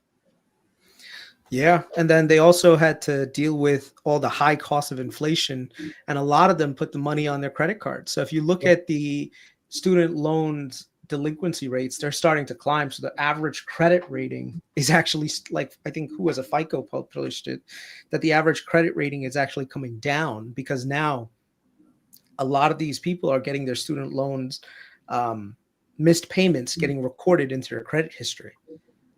So once you do that, if you try to go for a mortgage or a loan, it's going to be a lot more difficult. I mean, and not to mention their DTI, their debt to income ratio, is probably insane. So most lenders probably going to look at that and say, no, I'm not going to put, too much money behind them. So like I said, the 20 to 35-year-old demographic, I think, is not in the greatest place. And I think if the administration wants to win the midterms, they need to focus on getting those people some sort of relief, whether that be through maybe, and this is the idea that I actually had today, and I'd like to hear your thoughts on it. Imagine right now you're fresh out of college, you're a student, you start working for the next 2 years. And this is just broadly for everyone. For the next 2 years, for every $1 that you pay in student loans, the government forgives $2. And then year 3 to 5, for every $1 that you pay towards your student loans, right, the government will forgive $1. And then after 5 years, like from year 5 to, let's say, 10, right, you can have it so that it's for every $2 that you pay, $1 is forgiven. And then at the same time, just basically get rid of the interest charges on student loans. I'm not saying forgive the student loans, but just stop with this interest, because I think the interest portion is killing a lot of people. Where if you took on 100 grand in debt, $200,000 in debt, the interest, you're making these payments, but they're not even going towards getting the principal down. So you're lending money to companies for super cheap, but on the other hand, you're charging people that are just starting life this high rate of interest. Not exactly the greatest thing. So I think right now, student debt relief, you don't have to make it so that it's completely like, hey, let's just forgive everyone's student loan debt. I think people should be responsible for paying a good portion of it, but at least for the next 10 years, while the economy normalizes, put some emphasis on getting people some relief, especially younger people. So I know there's some more super chats. I'll get to them in a few minutes. I want to answer Chris's question. I don't hate the idea of eliminating interest on federal student loans. I don't hate that idea by any means. I think a lot of people would have a problem with forgiving the $2 for every one or on a one-to-one basis, because there are people that sacrificed a great deal to repay their student loans. Now, I think there's a bigger fundamental problem that needs to be addressed. And I think we need to overhaul the college education system. Oh yeah, there needs to be a cap. There, 100%. There needs to be a cap on student loans, dude. Well, think about this. One, why are student loans the only type of debt that doesn't get expunged in bankruptcy court? They can go screw themselves, because that means that they'll give a loan out to anybody, because no matter what, you're on the hook for it. If that was allowed to be expunged in bankruptcy court, trust me, these colleges and the government would not be signing off on loans for degree, for like I'm not going to say a college's name, XYZ liberal arts program from an Ivy League school. They're taking out 250 grand worth of debt for 4 years, and you're coming out making 50, 60 grand a year. Like, the math doesn't math on that. It doesn't work. And stuff like that, they probably wouldn't underwrite those loans. Second, bachelor's program should not be 4 years. I'm sorry. 70 credits. Don't make students that are going for accounting take freaking art history. Don't make them take cinema. It's crazy. I had to take cinema as an elective and watch Citizen Kane. I went for freaking economics degree, and I had to take art history. Cinema. Boy, I take both of them. Craziness. Like, what are we doing here? We need to eliminate the bullshit and we need to make sure that college is fundamentally strong for students and get rid of this whole well-rounded idea. And then more importantly, we need to overhaul the high school education system and make sure that financial literacy is the number one thing that is ingrained into everybody. Because people that are 18 that are in high school can go sign up for a credit card with predatory interest rates. Then they can come out and, oh, I'm 18, I've been ingrained to go to college. Let me just go sign up for student debt and nobody's going to talk me out of it, or nobody's going to even tell me that maybe I should make sure I'm going to come out with a degree where I'm going to be able to get a job that has a career path to pay this back and still be able to live my life. Like, we need to make sure that we're not forcing high school students into classes that have nothing to do with their interests. But guess what? At least 50%, probably higher, I'd say 70% of people will never use chemistry. 70% of them, 80% of them will never use calculus. And I'm not saying that those are bad classes. They're great for people in certain areas. But financial literacy stays with you through your whole life. And you should learn credit cards, debt, checking account, how saving for retirement works, compound interest, how saving in your 20s versus your 30s put you at such a jump start. Like, it just blows my mind that we do not give students the power to succeed when they are technically adults at 18, and it drives me freaking nuts. That's my I think rant. if you were to ask me about Guys, I gotta dip. I gotta get out of here. All right, the way, yeah, later. See you guys. The way Bye. that I'd probably approach it would be like, do like a lifetime cap on the amount of student loans you could take out that are subsidized by the government, right? So they're federally insured. And just like you said, just make the rest of it dischargeable in bankruptcy. So, and you just index it to inflation. So it's like, look, if you start college in 2026, you only allowed to borrow up to $50,000. Okay. And then the year after that, like the next class, they're only allowed to borrow, 50,000 plus whatever the inflation rate is. So the colleges, they have this disincentive to constantly raise tuition, because I think that's the major problem. Colleges are just basically just raising tuition like there's no tomorrow. And the thing is, they're just hiring freaking administrators. Even people that college professors, you ask them, there's more administrators on some of these colleges than there are professors. The whole thing just drives me nuts. And I really get worried about where we're setting the younger generation up and how we're setting them up, because I don't think they're being set up for success. And look, I went to the grocery store the other day and I can't believe the amount that I spent, and I didn't even buy any meat. I just normal. I actually was shocked at the number that came up on the screen. So we got to figure something out. We really do. Yeah. Yeah. I think there's also some of SNAP also needs to be scrutinized a little bit more on who's getting it, because I think we can't have a system where there's like this hand to mouth system also. I think right now we've created so many programs that are hand to mouth, and so that kind of like eliminates any risky behavior, any consequences for risky behavior on people too. I'm not saying you shouldn't help people when they're down on hard times, but don't make it so that the expectation is, hey, I'm always going to be taken care of by the government, and that's the leverage that I have. I think the big thing is that we need to make sure that businesses thrive and small businesses are able to operate and people are able to start businesses. It's always been crazy to me that somebody coming out of high school can go take on 50 grand or 100 grand worth of debt, but they can't get a $20,000 small business loan.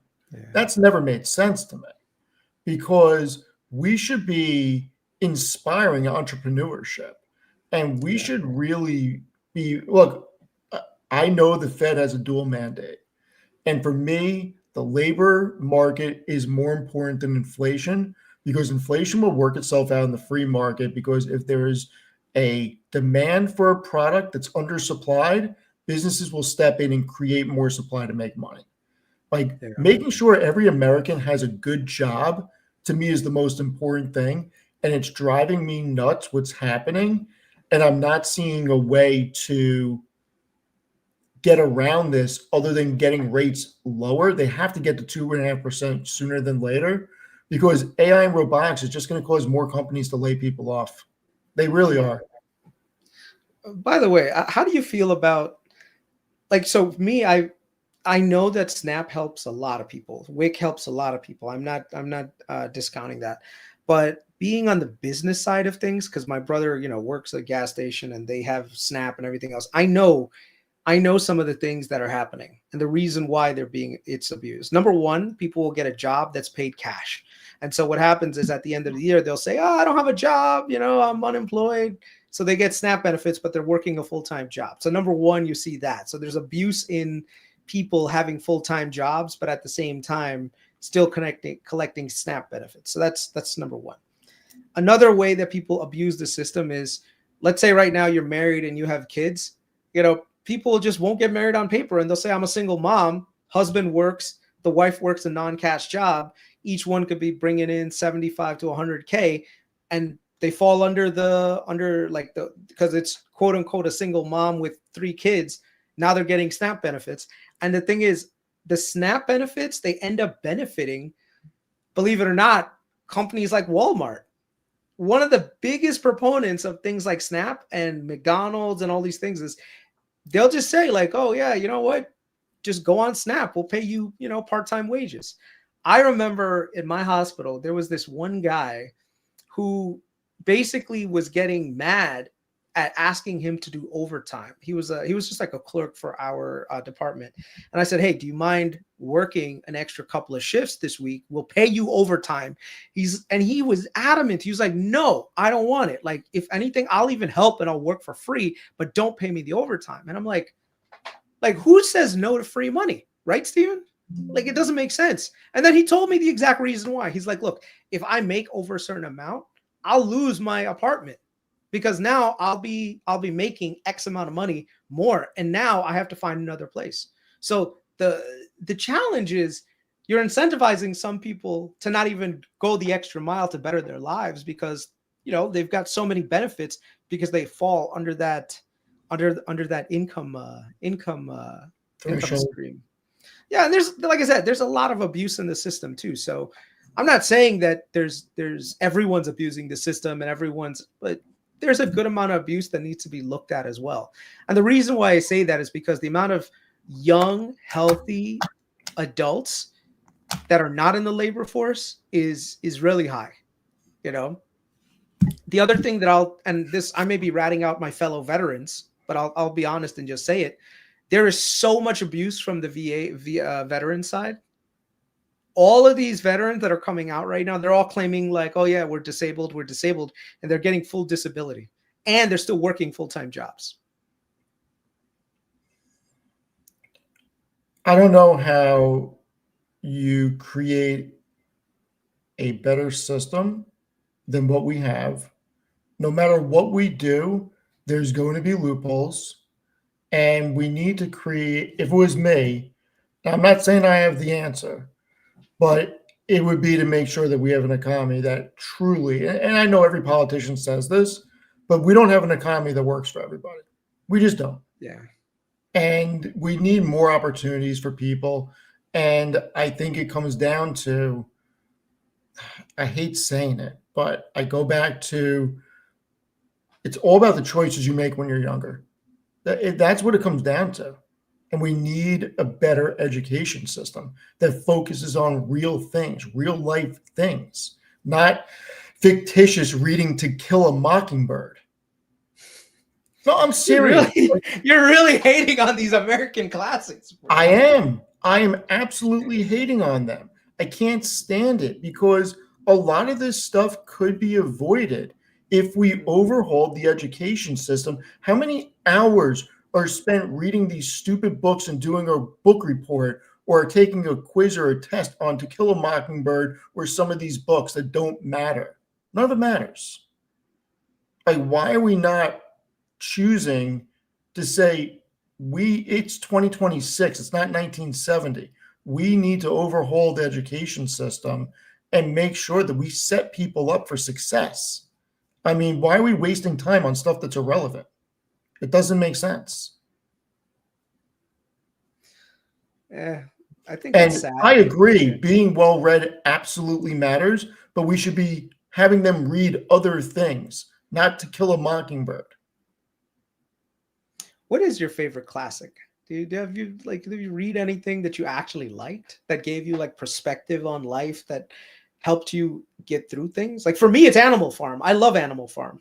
I think every kid in the country should listen and learn from Animal Farm, because if Animal Farm was actually like mandated for people to understand, you would never get a Zoran Mamdani. You would never get a socialist in charge in the US. Has anyone in the chat, do you guys ever read Animal Farm? I think it's one of the most important books that you could read, because it really shows you how, and this is something that Elon has actually brought up, where he said, what is it called? Destructive empathy. What's the word? I think he used. I think the chat knows what I'm talking about. What is it called?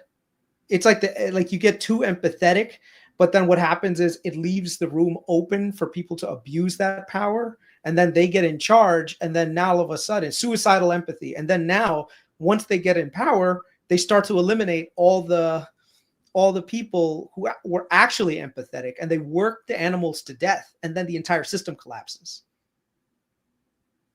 Animal Farm is about communism. I think it's a problem that too many people have to work second and third jobs. I think that we have a big problem right now with this. Someone's like, Animal Farm is the book about kids stuck on an island. No, that's Lord of Flies. That's Lord of the Flies. Lord of the Flies. That was another good book to read. That was a good book. Yeah. Lord of Flies was great. It showed you the dynamics of power. You know, how people tribal mentality. The tribal mentality. Dude, when Piggy got killed, that was bad. Ugh. Yeah. Yeah, I definitely think that like some things we need to keep. As much as I want to get rid of these non-quote unquote productive classes, I think there are classes that I've taken that I did not realize how it shaped my worldviews for the better, right? It got me to understand the ideas on the other side of things, you know? By the way, I don't know if you know this, but in high school, I was more of a socialist than I was more like, I would say, conservative when I was young. Because the whole idea around socialism made so much sense when I was a kid. You know, I didn't have to pay any bills. I didn't have to do anything. So it was like, yeah, why aren't we just feeding everyone?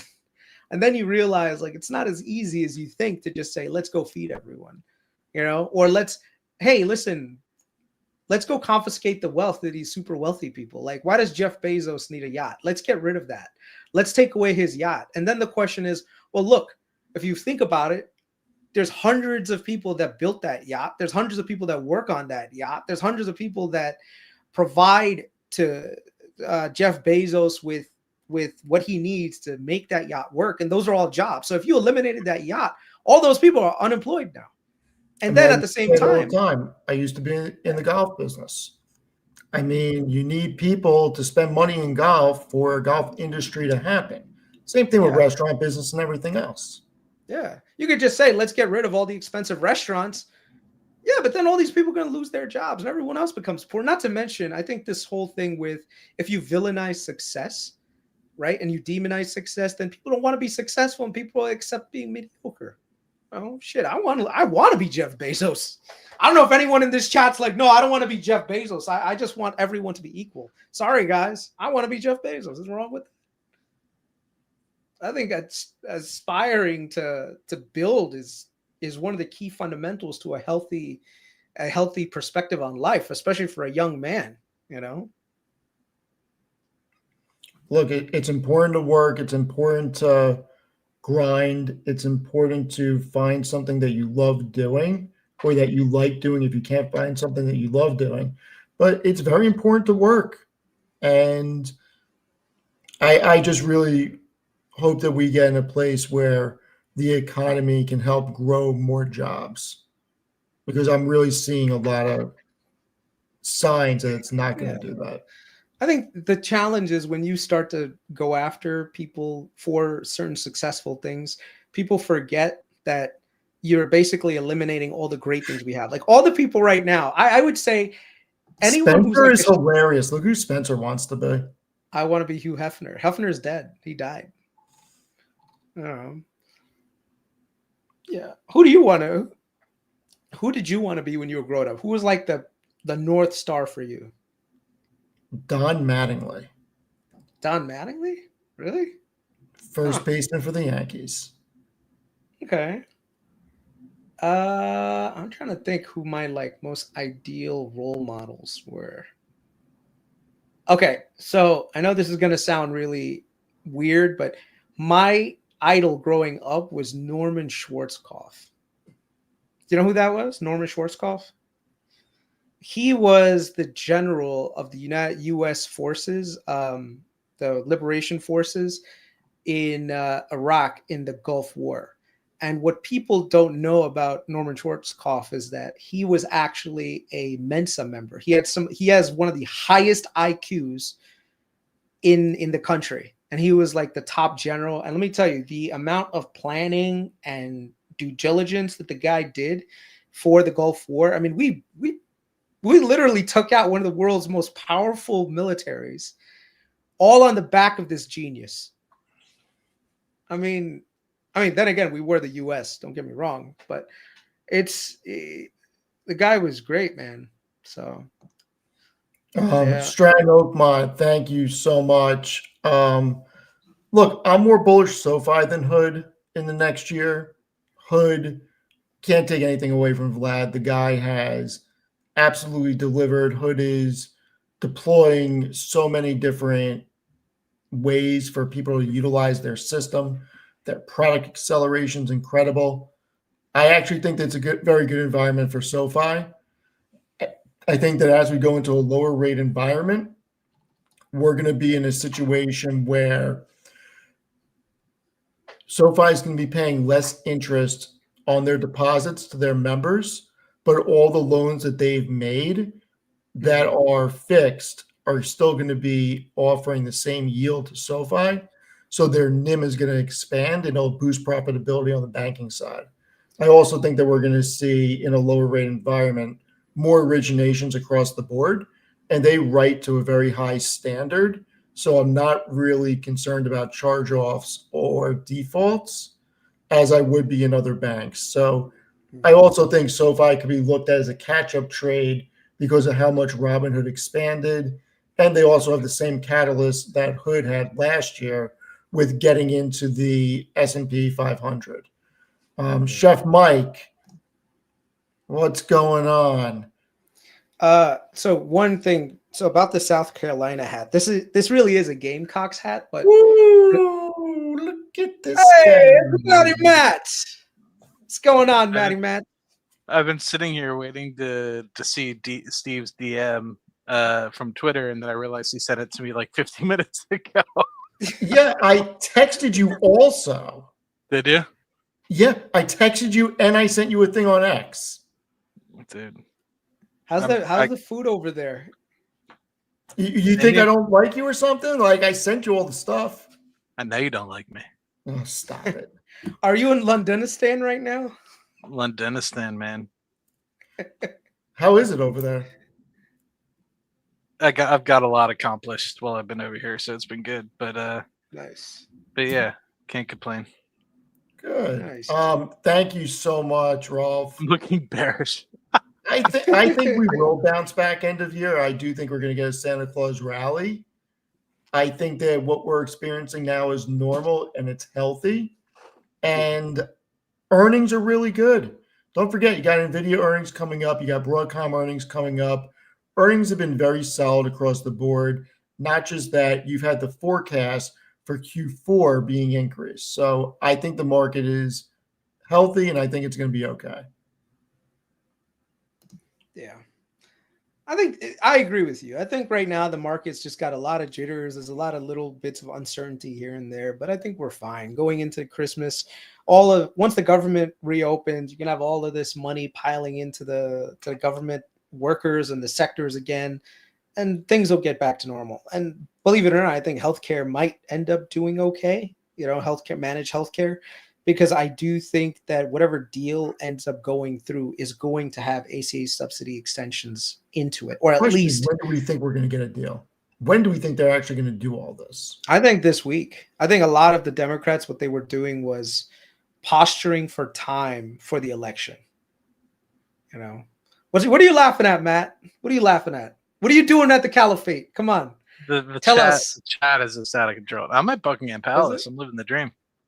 No, I'm just kidding. Yeah. Are you in London, or are you like around like different part of the UK? London. Yeah. Oh, nice. Okay. Yeah. I have family out there. You know, if you need anything, let me Yeah. know. Yeah, Yeah. meeting up with Tess on Saturday. We're gonna get lunch, so that'll be good. Okay. She's not. Yeah, far. you're out there for a long time. Who, me? Yeah. I got here Sunday morning, and I leave Sunday morning, so a week. Yeah, London, Nice. Texas. Exactly. Yeah, man. Well, we miss you on Cash Flow Chronicles. You know, we Amen. got a lot of things we got to cover. So whenever you get back, let me know. Yeah, that'd be good. It'd be good to knock it out. I know a lot of people are thinking we canceled it again. No. But Here's my question to you, since you just came on.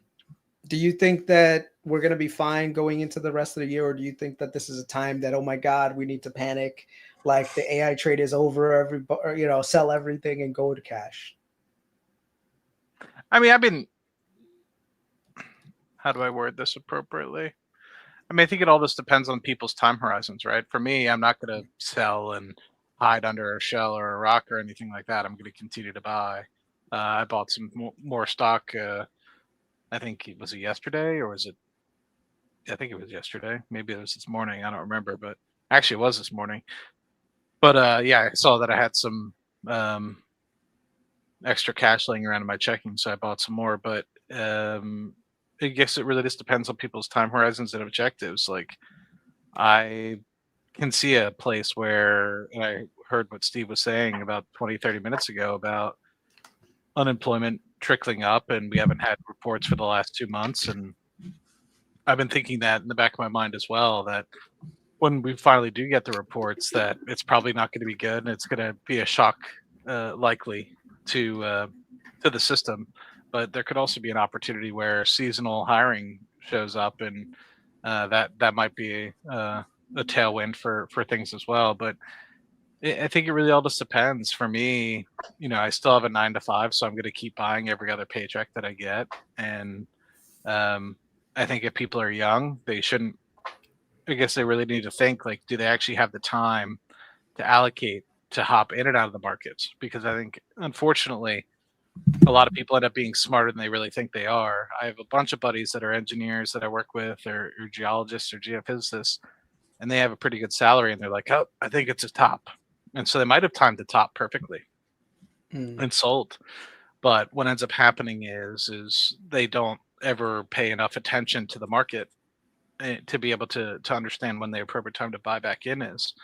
And so then they think that they're going to be able to get this 30, 40, 50% gain. And at the end of the day, they end up missing it. And next thing you know, the market ends up passing them. Like, I know plenty of people that happened to in 2022, 2023. They were like, oh, I sold. And I'm like, cool, that you got the top, man. Congrats. But here we are, and we were at the end of 23, early 24, and they never bought back in. They're like, do you think I should buy back in now? I'm like, dude, you missed the boat. Like, you had an entire year to get back in. You never did. So I think that there could be a case of that as well. And I think, for me, if you're asking me particularly, I am sitting on a lot of gains. And so you'd have to see the market drop pretty substantially for it to be appropriate for me to even think about it, right? Like, for example, if I were to sell, even in long-term capital gains, I would have to pay 20% at a minimum. And so the stock would have to drop 20% if I were to sell for it to make sense for me to buy back in to even break even. So a lot of times when you think about it in that perspective, I see a lot of people, they'll ride a stock from $5 to 100, sell it and be like, ooh, it went back to $90 and I bought back in. Well, if it's in a non-tax advantage account, you just lost money. because now you have to pay the tax man 15 to 20% of whatever their capital gains was, and then you only got, however many more shares, so you're going to have to come out of pocket at the end of the day. And I don't think people ever really think about that. But obviously, if you're in a tax advantage account, it's different. So different strokes for different folks. For me, if I need money, I'll just borrow from it, which I don't need any money. So I live a pretty simple life. So the past couple days, I've lost more than the value of my entire personal residence. So it's not a big deal. I mean, from a technical standpoint, I'm looking at this thing and it's not a screaming buy like, oh my God, this is like Liberation Day, everything is oversold. But this is not like, we could at least see another week of drawdowns, I think. And then after that, I think we'll be okay. The government shutdown thing definitely has to kind of end. And then maybe some deals have to be announced by the administration on the trade front. Yeah. Look, here's my biggest concern right now. I want the government open. I want people to get paid for their work. Yes. And this is not okay. It is not okay for Republicans. It's not okay for Democrats. They need to work together. I don't care what political party people are in.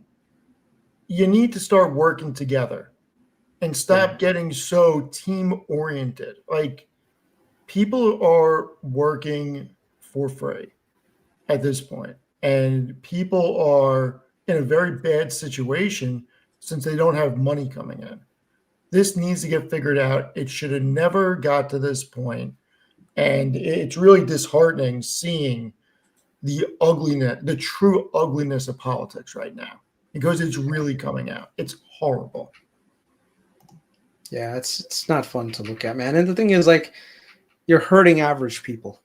Whether you're a Republican or a Democrat, you think that these people are political football that you can just toss around. I'm like, no, that's not right. It's not okay. Whether you're a federal worker having to go in, and so many people are living paycheck to paycheck. It's not as simple. Like, the one thing I'll tell you that's amazing about this country is there are a lot of businesses on TikTok right now, and like a lot of social media. And there's even like a pizza guy right by me says, look, if you're on SNAP benefits right now and you're hungry, come to my place. We'll give you pizza for free. We don't care. So many people are stepping up, donating to food banks and all this other thing. This is one of those countries where we actually give a shit about each other. Yep. Which makes us, I don't know what I can do to help. I might throw some money, some directions as well. So just to help people out, I don't mind. If I can help it, if I can help, I'll help. I gotta tell you, I would love to own a pizzeria for many reasons, but one of the reasons would be to be able to give back to the community and donate food every week. That would be one of the main goals, is to be able to own a business like that where you can actually make an impact on individual people. Yeah. My wife donates every month. I might tell her to just double up on the donation, And it's like things for feeding kids. I forgot what's it called, what the charity is, but we donate. And that's the thing. Like right now, if you've done well in this market and you see someone around you, family members, friends, even if they're work colleagues, if they're struggling, this is the season to be giving. And it doesn't necessarily mean you have to be like so generous to the point where you're, going out of your way. But if you have a little extra, it's not a bad idea to help. I'll tell you the thing that I was most impressed at was there was this table that I had and like a bed set in my middle room that I wanted to clear out and wanted to turn into an office. And my wife put this whole set. It was a really nice bed set, and what are they called?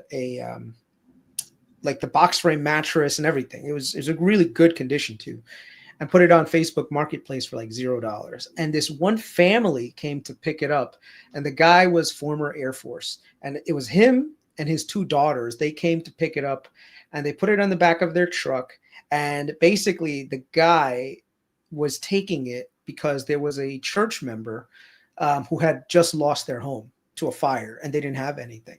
And so the church got together and they were just doing everything they could to help this family get back into like into like normal shape again. And I remember I had like brand new, like, so when Bed Bath and Beyond went out of business, me and the wife, we kind of went shopping and we just grabbed a whole bunch of bed sheets and all this other stuff. And so we had these really nice bed sheets and things that I was like, take it, you guys are doing good.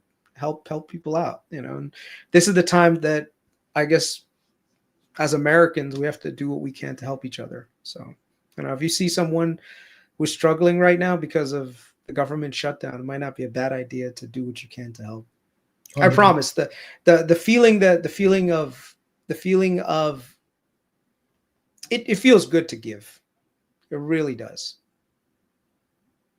I think I'm going to end it on that. I have it's 11:35 and I need to hit the sheet soon. Yes, sir.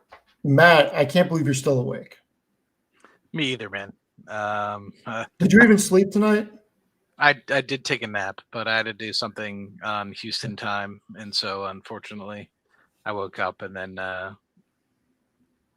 I haven't gone back to sleep. And then I saw that you guys were on. I was like, this guy Steve talking about being a full-time YouTuber slacking. Is he even live right now? And I checked and you were, so that's why I hopped in. And we'll be live tomorrow night. We'll be live Saturday night. Probably live Sunday night also. So Saturday night with the boys is back. So I'll send the text out to everybody. So. Can we do a New York meetup? Matty, let's just book a trip, man, to New York. Go see Steve. I have yet to see Steve in person. Yes, come up to New York. I will take you guys out. When are you thinking? I'm free, man. I got time. Oh, got over here. Got time on his hands. No, I'm just kidding. I'm just joking around. I'll be in the area like the last 2 weeks or so of December, and then I'm more than able to. I'll be probably jumping around too many places during Thanksgiving to be able to make it up there, but yeah. But I don't know. Maybe I can fly in. That's another thing is like before one of my trips to Pennsylvania, I could always fly in and then take the train down to Philly area. Yeah. Okay. I'll probably just fly into LaGuardia. I'll just fly into LaGuardia or Newark or one of those two and just either stay at Amit's place now that he has that, or maybe some family members or something. Because dude, I do not want to get a hotel in the city during Christmas. It's packed. Yeah. Yeah. So. I don't, we'll see how long Steve lasts in the city. That's right. Listen, how do you feel, Steve? How do you feel, Steve? This is how you know what I'm gonna get you, Steve, for Christmas. I'm gonna get you. I'm gonna get you a pocket Quran. It'll be awesome. This is how I feel. We gotta give the guy a chance. We gotta see what he does. Yeah. I mean, look. I agree. He won. He's taking over on January 1st. Gotta support him, and you gotta hope he succeeds. That's all there is to do it. I hope the guy succeeds because I love that city. All right. Like there are parts of things that, of course I'm always going to have my reservations about, but dude, if you wish ill upon someone just because, they're trying to make people's lives better, then you're not a good person. If he can succeed on half of the stuff that he wants to do, it'll be a huge win. Yeah. So if he's able to make this price of living in the city cheaper and improve quality of life, I don't care who you voted for. You should not want that to not happen. Yeah. Now, if he's going to be able to pull it off, it's a different story. But people shouldn't try to stonewall him. And look, it's just one of those things. As a New Yorker, I want the guy to succeed. Yeah, I want him to succeed so I can move up there and harass Steve full time. I mean, make it cheap enough. I hope he softens his tone on this whole like defund the police thing, because the one thing that New York City, everyone should have the right to. Everything else, you can say like right to this, that, and the other thing. But one of the things that's core to any real society is safety. Like you should not feel that when you go outside that you're going to get mugged and that nothing is going to basically happen to the other person.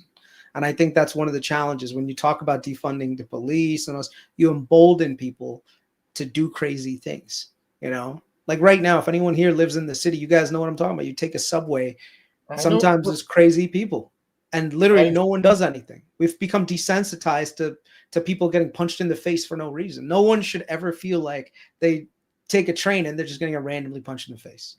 I've seen a lot of things over the years, been on a lot of subways.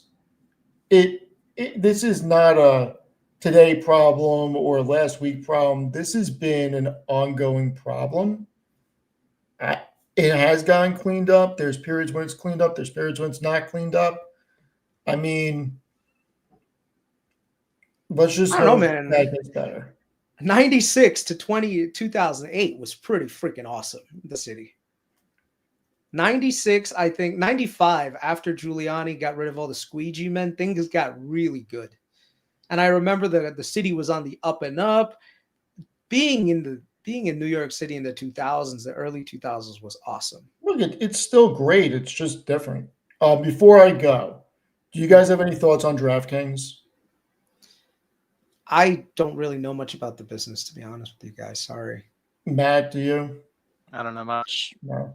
I am bullish on Robinhood's prediction markets, though. That's been doing really well. Sports betting wise, dude, I see volumes every single time. Like, if you go to the college football, especially on Saturdays, bro, there's millions of dollars changing hands. And Robinhood is just sitting there collecting all that high margin revenue. So all I'll say about DraftKings is I think the prediction market is going to be difficult for them. And I also think that we're in a situation where if the big, beautiful bill with being able to deduct only 90% of your losses stands, it's going to be a very big problem. So we'll see. Yeah.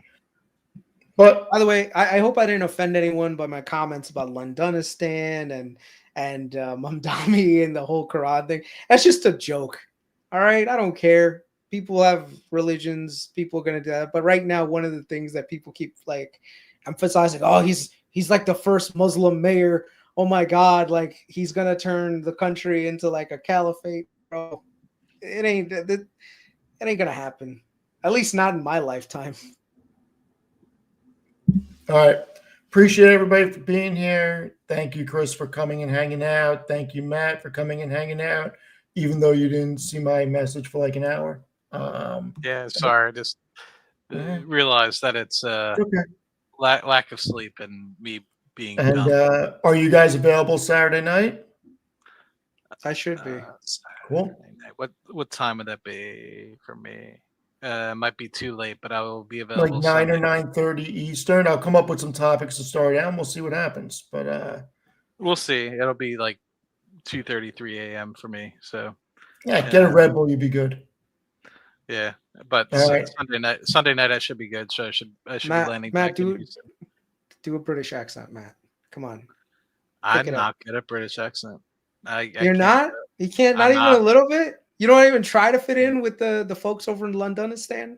No? If I did, then I'd be written about more in papers. It's like, hey, mate, let's get some. No, that's Australian. I keep getting them confused. It's like, let's get some fish and chips, governor. Hey, governor. That's so Australian, Chris. I don't talk about The Office. I don't talk about The Office much, but one thing I will say is I get told that I'm very American pretty frequently. Really? So, yeah. It's like, oh, you're the American. Just my personality, obviously my accent, my euphemisms. It's because you're a confident dude, man. It's just walk in there like, yeah, I'm here. Mm-hmm. Yeah. I don't tolerate BS, and I'm not. Yeah. Thank you, everybody, for coming. Really appreciate it. Have a great night, everybody. Yep. Good night, Matt. If you